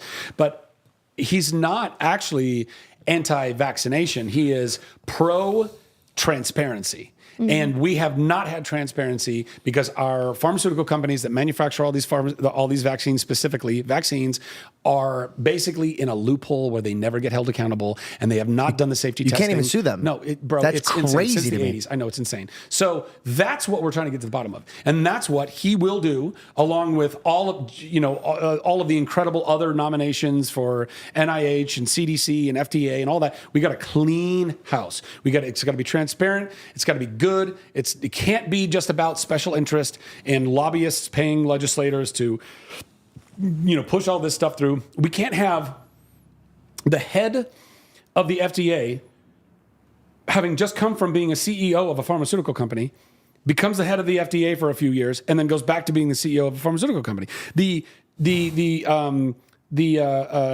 the word I'm looking for? The interest, not collision of interest, what's the term? Entanglement? The entanglement, yeah. Anyway, incentive. Yeah, but no, it's like it's conflict of interest. Oh yeah. Conflict of interest. You have a conflict of interest if you are supposed to be regulating the various companies that you were previously a CEO of and the one that you're about. You're not. You're going to be doing backhanded deals and backroom deals and being like, yeah, we'll get that drug through even though you haven't properly tested it. But don't worry about it. You'll make billions of dollars before anybody catches on. And then people will sue you, and then you'll pay out a little bit of that money, but you still pocket $10 billion of a drug. Just people's lives. Yeah, I have just people's lives. I have a theory on why I think this country is starting to come into the light again. I really do. I'm an Assyrian man, and every year my church comes together and says, hey, remember when Jonah saved us? Jonah came and he saved the Assyrians, even though we weren't worthy, and we repented. We were all wrong, but then we looked up at God and said, God, we kicked you out of this country, but now we want you back. And I think this is what happened in America. We kicked God out of this country, and then the people that were not with God ran the country. And then now we called back for our Lord and Savior to come back. And the first thing we have is wisdom. We are no longer just walking by this. We're seeing it and being like, whoa, whoa, whoa. What do you mean? No. And then now all these educated people are coming together and be like, no, we're going to stand up for you. Donald Trump says they're not after me, they're after you, but I'm standing in their way. Yeah. That's a ridiculous statement. And a lot of people not believe it, but dude, this guy's a billionaire with a beautiful wife, beautiful kids. Why would he want to sacrifice his life unless he truly believed Well, listen, I mean, being president of the United States is not exactly not cool. But he already did it. It's already out. Yeah. But also, let's not fool ourselves. When you're president, there's a lot of special interest and things and whatever. Like there's a lot of perks. There's a lot of his wealth will only grow because he will be president, and therefore, before he was president, Mar-a-Lago was worth something. Now Mar-a-Lago is worth everything it's worth. In large part because he was the president, and that's where he wanted to be, and so he was smart in that regard. By the way, every president that comes into office, you leverages their office. Even the senators and whatever, they all leverage it on some level to do better. There are ways in which I go, okay, whatever. That's part of it. And then there are other ways you go, no, that shouldn't be. For example, the fact that senators and I think even Congress people can insider trade with the stock market. What the actual fuck? What? It is a felony if you and I do that. Yeah. But because they're our elected officials, they're supposed to be like the most servant of people, right? Yeah. Like, but no. Nancy Pelosi's like, they know they're gonna go do something that's gonna affect that company, and so they're gonna sell my stock now. Great. Okay, great. Yeah. And now we're going to go make that, so buy that stock now. I mean, there's literally a guy on, I think, Instagram or Twitter, and his whole account is just following Nancy Pelosi's stock trades, and he does the same stock trades, and he's made tons of money. We should all be doing it, honestly. No, I literally just said this. I go, why are we not doing that? It's insane. Also, here's another thing, and mind you, I'm only 31, and I just got into politics this year, so I'm not educated. Don't listen to me about politics. I'm just a vessel who's learning. But the one thing that I was like, hey, man, that's weird, is lobbyists. Oh, yeah. Bro, that's the mafia. Yeah. Well, yeah. I mean, basically, you're just paying. You're big tobacco or you're big pharma or you're How big is that energy, allowed? and you get to go to these people, lobbyists, and you say, hey.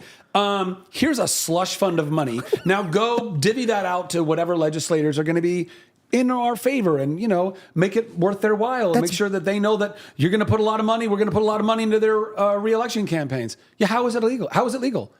Yes. How? And welcome to the political conversation, George. I came from Iraq. We didn't think this shit was happening here, dude. No, it's insane. Okay, so dude, this is so exciting. Okay, now can I ask you something? Were you ever like was there any like things in Hollywood where you like stayed away from? And I don't mean to be disrespectful, and I wanted to talk to Russell about this, but I didn't want to be disrespectful with him either. The whole Diddy thing. I feel like Diddy took over the whole industry. Did you know anything about this? No. I mean, like anyone, whether you're in the industry or not, you heard about the white parties or I didn't even know they were called freak-offs until recently, or at least some of them were. Like, I always heard about the Diddy white parties, and it's like all the who's who would get invited to the Diddy white parties, and I was not the who's who. Thank God. I was not. Well, I know, right? In hindsight, right? Totally.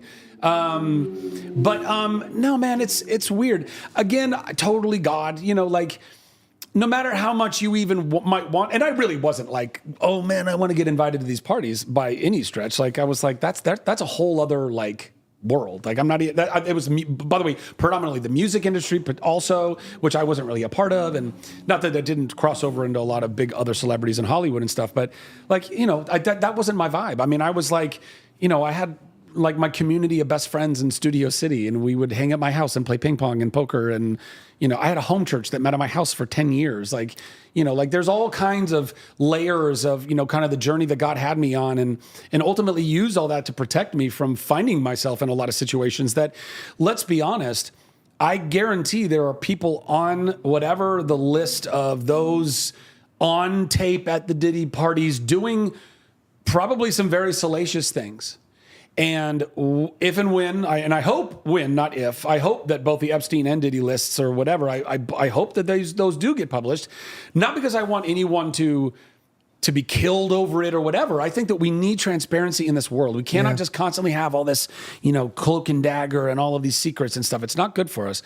But I guarantee there's people in some of those tapes doing salacious things that, had they not even gone to the party, it's not even a part of like who they are. But when you go to a party and apparently all of those bottles of baby oil were just laced with GHB. Yeah.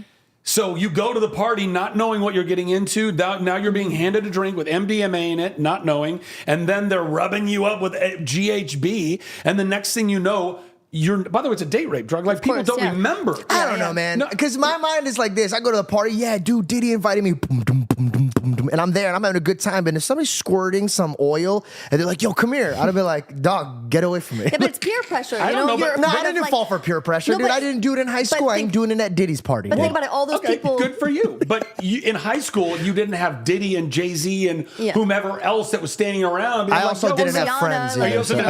But anyway, I'm not making excuses for any of those people. Yeah. This is me, because I've thought a lot about these things, and I think it's important that how do you have grace? How do you have empathy? How can you have mercy?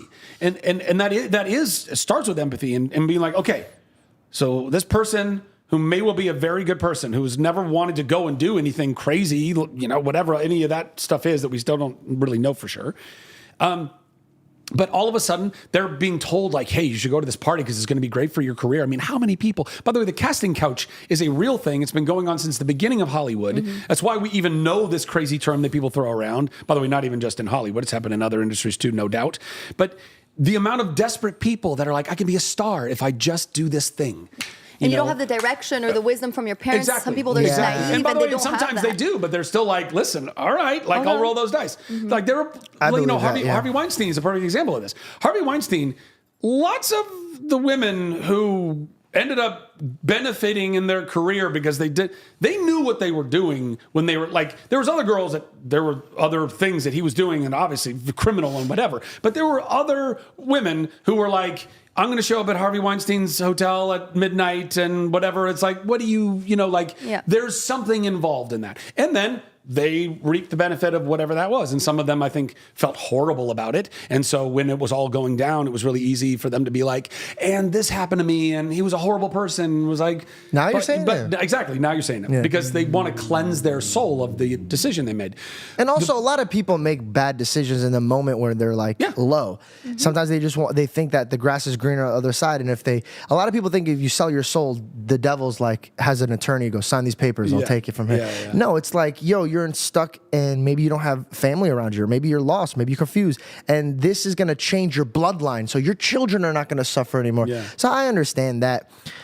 But it's tough. But when it comes to again, just to land the plane on the Diddy of it all, I do think it's imperative, whether it's whatever information we get from that or anything else for that matter, that we maintain being humans that see the children of God in every other human and recognize that we are called to hold accountable, but through grace, through empathy, through humility, through mercy, through forgiveness, these things. And because like I said, there were some people guaranteed that showed up to these parties, had no idea what they were getting themselves into. And the next thing they know, they don't remember the whole party because they were literally on drugs that make them not remember. That's crazy. And then a week later, they get a link to a video, and it's like, hey, just so you know, this is what you did at the party, and we'll let everybody know. And unless you kind of do what we ask you to do. And I really do think that's what all of that, Epstein and Diddy both, those were blackmail rings. That's literally what was going on. 100%. They were videoing everybody getting incriminating evidence on people so that they could then hold them hostage in doing various things. I'm going to say something super controversial, and maybe people are going to think I'm an idiot, but I don't think Jeffrey Epstein's dead. I don't know that he is either. Think about it. You're telling me that the most powerful man at that time that fooled colleges, fooled the most powerful people, had an island, had tapes, had records, and he was with the most influential people in the world. You think that when he didn't prepare to get locked up? You don't think that he was in his ring? He goes, 15 minutes. If every minute that I'm not out of here, I'm going to release somebody from Australia is going to send something. Somebody from London is going to send something. They don't have footage of somebody killing him, but they have footage of them removing his body. That dude is probably watching this podcast being like, I knew somebody would figure it out. It wasn't it like the camera was dead or the camera wasn't there? Like, the whole thing was so sketchball. Like the cameras weren't working. The two guards who were supposed to be there all night just happened to take a break during that time, or what? I mean, it's so. He has a submarine. It's so suspect. The whole thing is so. This guy's James Bond. Ghislaine Maxwell's still like, where'd she go? Yeah. Where's she at? Still no information's come out. She hasn't turned on anybody. Like, I don't know. Listen, there's so much corruption in the world, right? Like, we've got to recognize that there's a massive amount of corruption and lies and things. I mean, listen, look at what's happening right now. All of a sudden, now, because it was too much information to keep a lid on, we're finding out UFOs and UAPs and potentially aliens, whether they're from other planets or whether they're from other dimensions or whether they're just from our own dimension and our own time, but they're from the future and they're traveling back in time or what. Like, there's a lot of unanswered questions about all of this stuff. And nobody's talking about it. Well, there are people that are talking about it. No, but I'm saying, like, if you would have heard this news in 2011, you would have been like, hold the phone. I'm not going to college. I got to listen to this. But now we're like, yeah, well, who cares? Diddy's like doing this. So it's like everything is like, it's so much at once. It's like you don't know what's real or what's fake. Well, that's the thing. It's more that. It's more that because all of our trusted or what used to be trusted news sources, legacy media, legacy news, it's like they're all just reporting a lot of not true stuff. And so you're like, well, I can't trust you. And then you try to go find other sources, alternative sources online. But a lot of those are like, I don't know how to verify whether or not you're real. So you end up in this sea of information and misinformation and disinformation and whatever it is. But I think that that's why it's on us to go and actually do the research as best you can and go to sources that you believe to be people with integrity. Like Bobby Kennedy, for example. Bobby knows way more than me about all of these things. I don't need to know all of those things as detailed as he knows them, so long as I know his heart well enough to know that he's not misleading me with the information he has. Could he be wrong? He could. But he's also somebody who says, I will change my mind if I'm given better evidence that shows me otherwise. But all the evidence he's seen up to this point is we have not tested these vaccines really at all enough. And we're giving them more and more and more and more and more to children. And coincidentally, we went from having 1 in 10,000 or 100,000 kids having autism to, in 2 years from now, 1 in 3. Yeah. And that is only correlated to the rise in amounts of vaccines that we're plugging into these little babies. Like, within minutes, giving kids a hepatitis B vaccine. Why? I mean, they might Why? go to the Diddy party. They got to protect themselves. I just saw a You know video what? of I this- take it back. They're right. You never know. That's the one I think they That should could just be leave on the table. Hey. So yeah, I don't know. I mean, I think that it's important that we continue to stay awake and keep our eyes open and continue to walk in trust and continue to know that God Almighty is above all of it. Amen. But that doesn't mean we turn off our brain. Nope. Like keep digging, keep figuring it out. You want to be a useful instrument in this world, in this existence. Inform yourself, dig deeper. Also, don't just get lost in your own confirmation biases. Don't find yourself in echo chambers. Like, listen to other people's opinions. Like, there's so many people that are so just like, nah, you voted for Trump. Doesn't matter who you are. I don't care why. You're evil. You're one of his henchmen Nazis because he's Hitler, and that's what it is. It's like, what? You said the echo chambers, which is such a powerful statement because the comment sections could be that. Like you think that you're siding with the world, but it's just technically the algorithm knows where you are. Yeah. And you know what? I was telling this other kid the other day, and he goes, "Man, I hate what's on my algorithm." And I'm like, "Do we blame the algorithm, or is that just math on what you like?" And it's a little bit of both. It's kind of like a little bit of a self-fulfilling prophecy. It's like, let's say for a hot second, you're really into tiny homes. And so you go and search a bunch of tiny homes. Well, me too. Yeah. But let's say you go search a bunch of tiny homes in a short amount of time. And the algorithm's like, this guy loves tiny homes.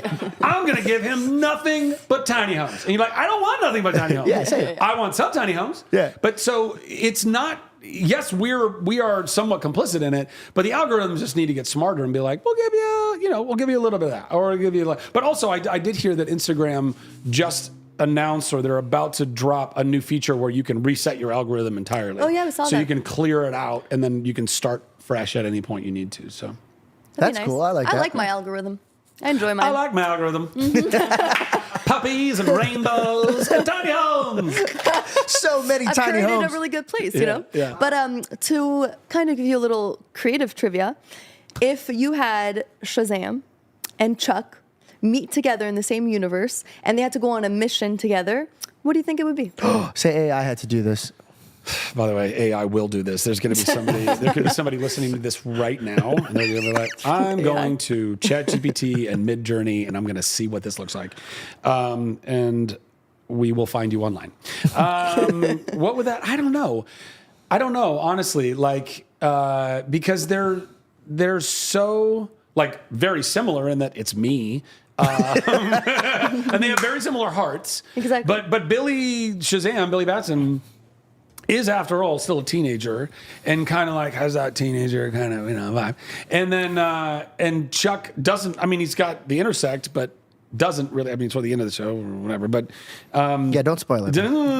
I'm still trying to make a Chuck movie at some point. I want to circle back to that. Yeah. So Please, yeah. But so I honestly have no idea. Shazam would be able to basically do anything he needed or wanted to do. He's a superhero that can do everything. So I think Chuck would just be like, all right, so you're going to do, okay, cool. I'll be here. You're going to go take, you don't, Kung Fu? You don't need to, okay, you go do what you got to do. Let's go back to the movie idea because I know 2 years ago you were talking about that on, I think it was Kelly Clarkson. I've been talking about it literally since before we even finished the show. I was trying to convince my writers and producers and executives, guys, things are going online. Before Veronica Mars did their crowdfund and everything, I was like, we should be why we're struggling staying on television. What if we just went to our existing fan base and said, hey, for $2, you can buy the movie and we'll make Chuck movies. Why didn't they do that? Because they don't think like that. I don't know, bro. Yeah, I mean, to be honest, you're way ahead of your time because I was. Yeah. I'm a genius. That can sing and loves tiny homes. A genius who can sing and who loves tiny homes and cul-de-sacs. Did you watch Ed, Edd and Eddy? No. No reason. I'm shooting. That was numbers a little after my time, I think. A little after my time. What kind of cartoons did you grow up on? Tom and Jerry? Did I shoot too far? It was literally in the 60s. But if truth be told, yeah, I did watch some Tom and Jerry. Flintstones? But Flintstones. Well, yeah, listen, there was a whole bunch of Hanna-Barbera stuff, like the Jetsons and the Flintstones and whatever. On Disney Channel, though, like, or I guess even on network television, there was like Tailspin and DuckTales and Rescue Rangers, Chippendales Rescue Rangers. What the heck are you saying right now? I know, they're all like. By the way, this is one of the most amazing things, like where you can determine like generational gaps. Yeah, where it's like, what cartoons did you grow up with? Yeah. Because it's only like little 4-year windows, right? Like obviously they Venn diagram and overlap a little bit, but. No, I know Ed and Eddie for me. But you're literally 13 years younger than me. Yeah. So it's like what you were. I was. I don't know, playing Nintendo 64 when you were, watching your cartoons or whatever. I don't know. No. I wasn't watching those cartoons. Now, are you still gaming? A little bit, yeah. What's your kind of favorite game? I don't know. I like first-person shooters a lot. Like Nintendo 64, GoldenEye. That's like where I really started playing like first-person shooters. I was like, oh my god, this Is the GoldenEye best. the James Bond one? Yeah. Oh, that was a good one. Yeah. And then that kind of got me into that. And then I actually put down gaming for a little while because I was like, I spent so much time playing video games. World of Warcraft type of style, or like what? No, I know. Counter-Strike? But I wasn't really a PC gamer. So Counter-Strike was only like if you had a PC. Yeah. I was always a console guy. So, Nintendo 64, and then I didn't really play for a while, and then Xbox came out, and Halo came out with Xbox, and I was over at a buddy's place, and they were playing Halo, and I was like, give me Master Chief and a Warthog any day. And then I was right back, like just hooked. I was right back in for a long time. Yeah. Are you still on it? No, I stopped. I played Halo through like probably Halo 3 or something, and I was like, I still have a lot of love for the franchise and whatnot. Well, I was about to say they just released like their new graphics, and it's like insane. Oh, bro! Every single iteration of these new consoles just gets more insane and more insane. Which is again why I knew years ago we were just heading toward that singularity of like eventually it will be photorealism. It's not going to be. You won't be able to tell, like Super Mario, clearly 8 bits. That's not real life. Super Nintendo, 16-bit, but not real life. N64, not real life. Cool, but not real life. But you just keep going up. And eventually you're like, I'm looking at screens sometimes. I'm like, the lighting and the movement. I'm like, this might as well be a documentary. Like, it's insane. Yeah. But we're just going to keep going there. But yeah, so with games, I don't know. Like, I like playing first-person shooters and adventure games, and I really like The Last of Us. The first and second game, both. I loved those games. Again, post-apocalyptic kind of zombie adventure games. I want to talk about this two things because I don't want to forget this. The new project that you're working on, that you're about to release. The Unbreakable Boy. Yes, and then you were saying that you're going to go to this, where they all meet together. I forgot the word. Convention? Convention. Yeah. My first question is, how much do you enjoy conventions? I feel like I love them. Aside from being a great way to make ancillary income or whatever, I just find like when you're doing theater, your audience is right there. You are having a communal experience with them. You tell a joke, they laugh, hopefully. You finish a big number, and they applaud, or whatever all of it is. And then even I typically, after every show, even on Broadway, I go to the stage door and I'll thank people for coming, and I'll sign playbills and take photos and stuff like that. When you have that type of an experience, you get to close the loop with your fans right then. Yep. You are giving them something, they are appreciating that something, and you get to like it. You get it's nice, like a lightning. right? Yeah, it's a feeling. It's insane. But when you do film and television, you're working in a vacuum the whole time. You have no idea ultimately how it's all going to cut together, and then how is that going to resonate with any particular audience member? Yeah. Until at which point you meet that particular audience member, right?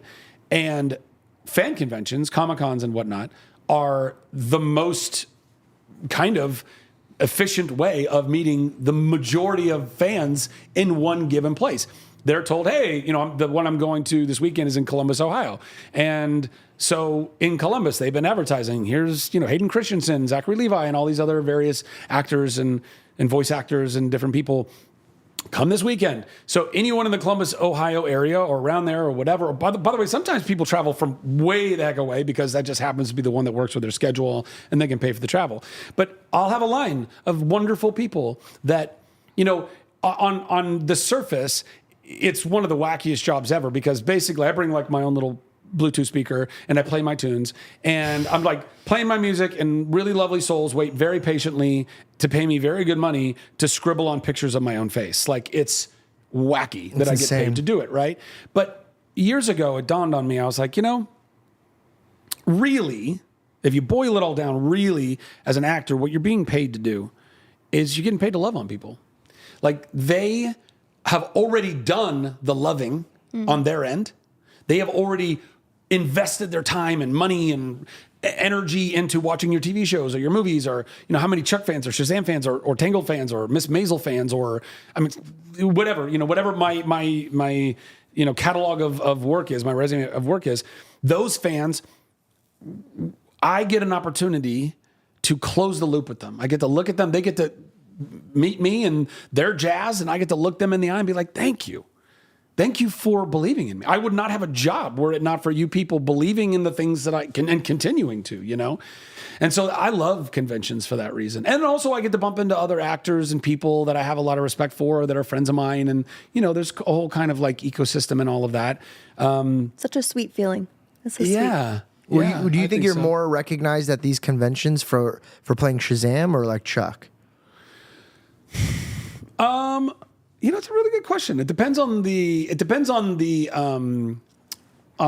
convention, I think, because some places they're just like literally geographically they're just massive Chuck fans or massive Shazam fans, or to be honest, like I oftentimes at my like I'll. Is that music? Is that next Sometimes door? there's a guy that rides around his bike with music. I was like, all right, we got a little theme song on. When I do, I'll always do like a Q&A, like a panel at all the conventions I do. And I love asking the audience, just like show of hands, like who's here because they're this fan or that fan or whatever. Bro, Tangled, the amount of Tangled fans, and maybe it just sounds louder because it's a lot of women, also guys, but like, it's like, wow, it's like a really big, but I love it. Like to me, it doesn't matter how you got there. I'm just glad that you got there and that we get to have that time together. So when we recently last year, we did live shows and we got to experience what you're saying. Like, for example, 300 people in a comment section to us is like, oh, that didn't do well. But 300 people in a room watching, bro. whoa, it's like insane. You get to shake hands with them, talk to them. Our audience knows us for who we are. So when they talk to us, sometimes it's so funny because like they'll talk to us like we've hung out with them forever. And I'm like, oh, I have no idea who you are. And then I have to break that wall.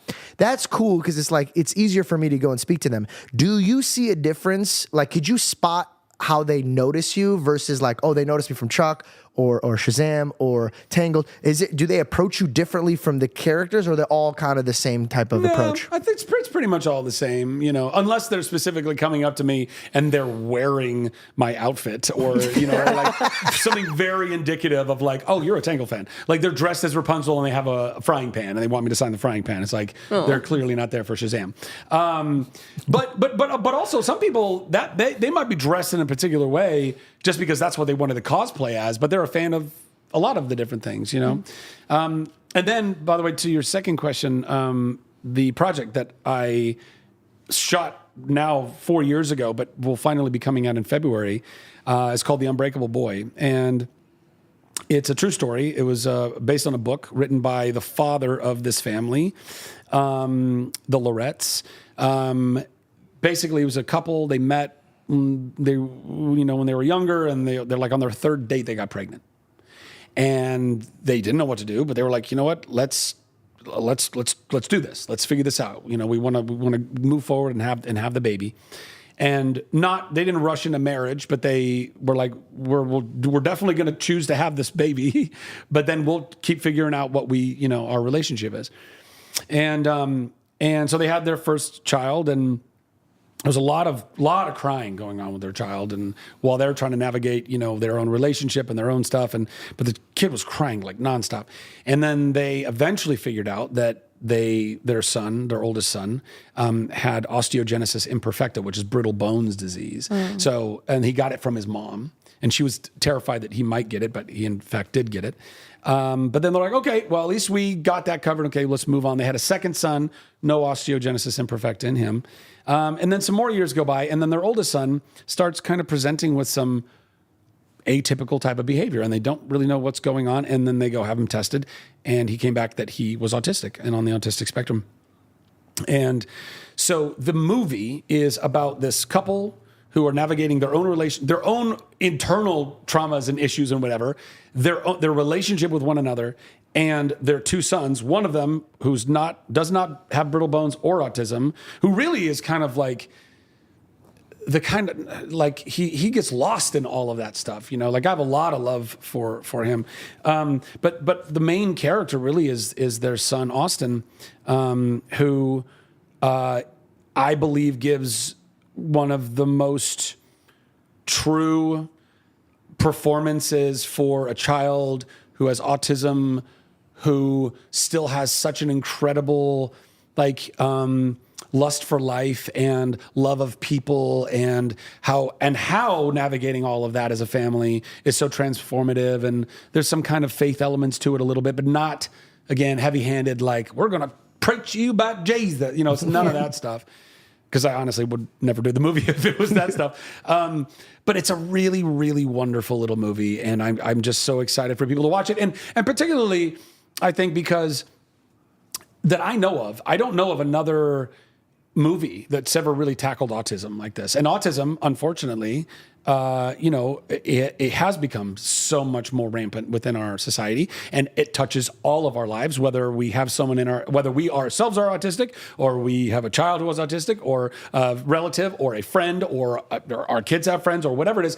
Like, it is ubiquitous in our society. So I think it's a really powerful movie, particularly now more than ever, for people to be able to go and see and feel through. And so yeah, it comes out February 20th.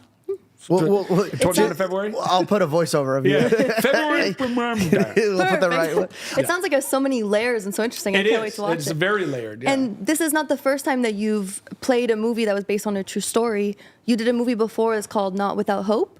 Not Without Hope. We shot. Hasn't come out yet, but that's also a true story. Really gnarly true story about these four friends who in 2009 went on a fishing trip off the coast of Florida, and they capsized their boat, and then a storm rolled in, and 3 of the 4 died. And I played the guy who lives, and it's Let's go. gnarly. It's a gnarly movie. Was that really hard to play? Very like, hard. A true story? It was very hard. Yeah, it was a hard movie to shoot in general because we were in like this massive water tank shooting the majority of the movie at night, and it was freezing. And I mean, I was actually the lucky one because I was wearing like full pants and long sleeves, and I had a wetsuit underneath. But a lot of the other guys did not. They were just like, I felt very bad for them. Really? But it's like that Unbreakable Boy. The entire family can and should watch that movie. Not Without Hope. Definitely an adult movie. Definitely not something for kids. But I had also done, like I think I had mentioned earlier, American Underdog, which was a true story where I played Kurt Warner, the NFL quarterback. That was all true. And then recently, this past summer, I shot a film called Sarah's Oil, which I believe will come out next Christmas. That's also a wonderful true story about this young black girl in Tulsa, Oklahoma in like 1910 or something. She either she was 11 in 1910 or she was 10 in 1911. But the point is, right around that time, she was about 10 years old, and she ended up getting a plot of land because she and her family were previously slaves of the Choctaw tribe.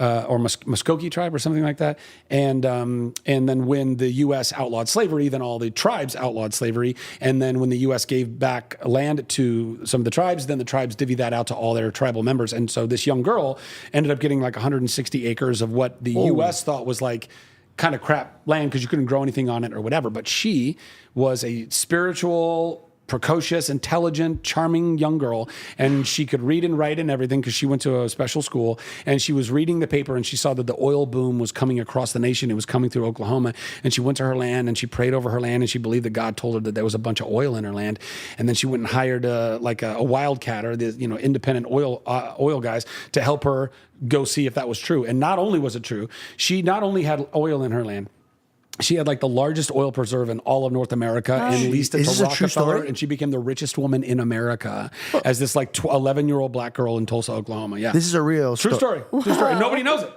Nobody That's knows it. incredible. So we just shot that movie. So I do love a good true story. You know what Wow. I mean, There's you something told about us you wanted to start doing that. I mean, you already did it. Yeah. You should have 4 said, or 5 I've of been them. doing it. Yeah. I have so many questions, all for all three of them. One, Unbreakable Boy. Did you guys lean on hiring somebody who was autistic for that kid? Well, so yes and no. So That's hurtful. That's either the guy took it as a compliment or like not. So obviously, I mean, that was the original. The original search was, can we find a child that actually possesses this quality? The young boy that we ended up casting, his parents said that they don't believe that he was on the spectrum. So from a technical aspect, I guess he was not on the spectrum, but I believe that he, to me, definitely exhibited certain behaviors that very well could be, if not they being on the spectrum, could be confused with being kind of behavior or whatnot that could be on the spectrum. Listen, I think I'm on the spectrum at this point. Like I've had ADHD my entire life, and again, I don't know that that's on the autistic spectrum, but I think there's a scale, and I think that if you're really, really talented, which you are, there's sometimes it takes a lot of focusing on this side of the brain, and Sure, it lacks. yeah. Like I wasn't really good at schoolwork, but my God, if you tell me something, I'll remember it forever, and I could tell it in a vivid way. Yeah. How old is the kid? Like what ballpark? Jake, during the movie, I mean, I think he was about 10. I want to say he was about 10, 11, something like that. And then that was 4 years ago. I mean, he's probably close to 16 or something like probably shot up like a weed. They grow so fast, these kids. But yeah, he's about 10, like 10 in the movie. And then something Hope. I apologize. Not Without Hope. Not Without Hope. Yeah. Did you have to like train mentally for this type? And what was the hardest role that took you a lot of focus to really jump into this character? What was your hardest one to get into, or more obstacles, or more training? I don't know. I mean, with Not Without Hope, I mean, the movie starts, very calm and normal, and then, but very quickly you get into the craziness of it, and it's not anything I've ever experienced. I mean, I've never, thank God, been capsized on the hull of a boat in the middle of the ocean, thinking I was going to die. I mean, so that was definitely, an intense place to go to mentally and emotionally, and to watch my, fellow actors and the characters they're playing one by one succumb to hypothermia and die. And, and hypothermia, by the way, dying from hypothermia. It ain't cool. Sorry.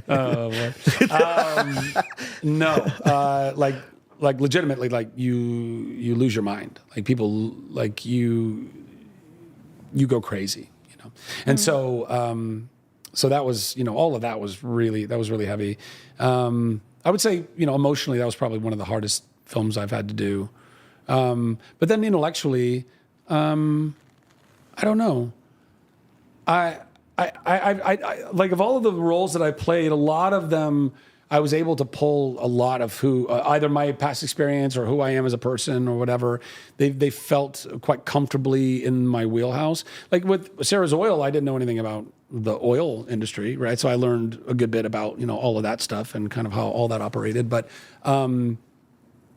Yeah, nothing too crazy up to this point. On any of these movies, did you ever speak to the real person who it's about? You know, the character you're playing? Yeah. Well, I talked to the gentleman I played in Not Without Hope. He actually visited set, which was intense. Like, I don't even know what was going Was that traumatizing for him? I don't know. I don't know. He was there literally watching people portraying his friends That's dying. crazy. Yeah, it was nuts. It was nuts. But did you feel uncomfortable acting in front of him like that? No, I didn't. I mean, I knew that he knew what he was getting into. So I was like, I'm not gonna like be weird around it. Like, he knows what he knows what he's. Did you ever ask him, like, how did you feel in this moment right here? Oh yeah, I asked him a lot about that stuff.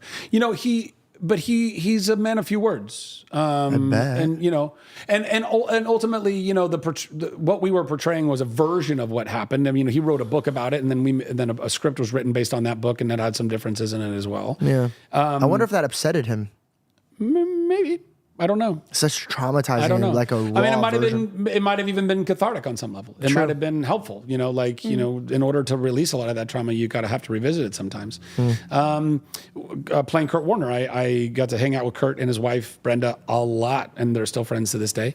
And so that was really fun. And the Lorette family, who we played in Unbreakable Boy, we got to hang out with them as well. So what about the young lady who struck oil at the age of 11? Well, no, she passed away. Sarah Rector was her name.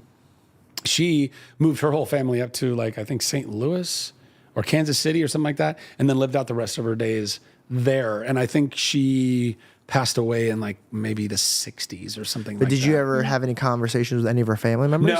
No. It was very difficult to track down a lot of, you know, I think once she passed and a lot of the money started to kind of dissipate out into whatever, and Lord knows how many people probably took advantage of them as well. I mean, you know, there's so many.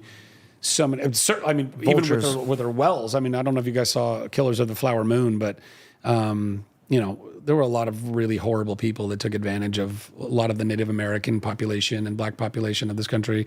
A lot of that we know of, but so, you know, I don't know, but we didn't unfortunately get to meet anybody in the Rector family.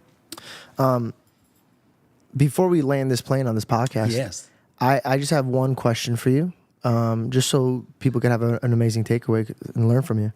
You're in the same field that you were when you were not truly feeling yourself and you weren't in a happy place, and now you're here and you're conquering, thank God. What advice would you give somebody who's really hurt, confused, lost, broken, but knows they should be in this space? What advice would you give them to, like, get to a place of happiness quicker? Well, I think almost all of it comes down to, are you loving yourself? I had kind of made mention to it earlier, but so I went almost all of my adult life. I mean, I'm 44 now, but at 37, I was a grown-ass man, and I had a complete mental breakdown, and I didn't want to live, and I didn't know why. And I was blessed enough to have the finances to go away to, like, this super intensive life-changing, life-saving therapy. And while I was there, I learned that I didn't love myself. And that blew my mind, because I had heard people talk about self-love and stuff prior to that, and I didn't feel like I ever actively hated myself. Like, I never, you know, I was like, I think I like myself. Like, I go play basketball and play video games and hang out with my friends and whatever it is. But it was really jarring when I realized that my self-talk, again, was so toxic. Like, if I ever screwed up, or I wasn't accomplishing what I thought I was supposed to accomplish, or, you know, was failing or whatever, like, the amount of the way I would destroy myself in my own words, in my own mind, and in my own heart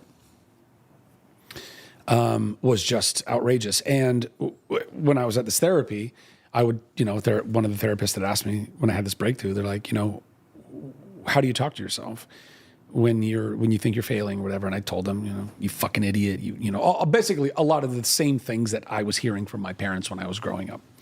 And they're like, okay, do you ever use those words with anybody, like people that you love, like your friends and family? I was like, God, no. Like, I would, like, not that I was some perfect saint or whatever, but I would never be like, you fucking idiot. Like, you know, the ways in which I would talk to myself. I was like, of course not. And they go, so why do you do that to yourself?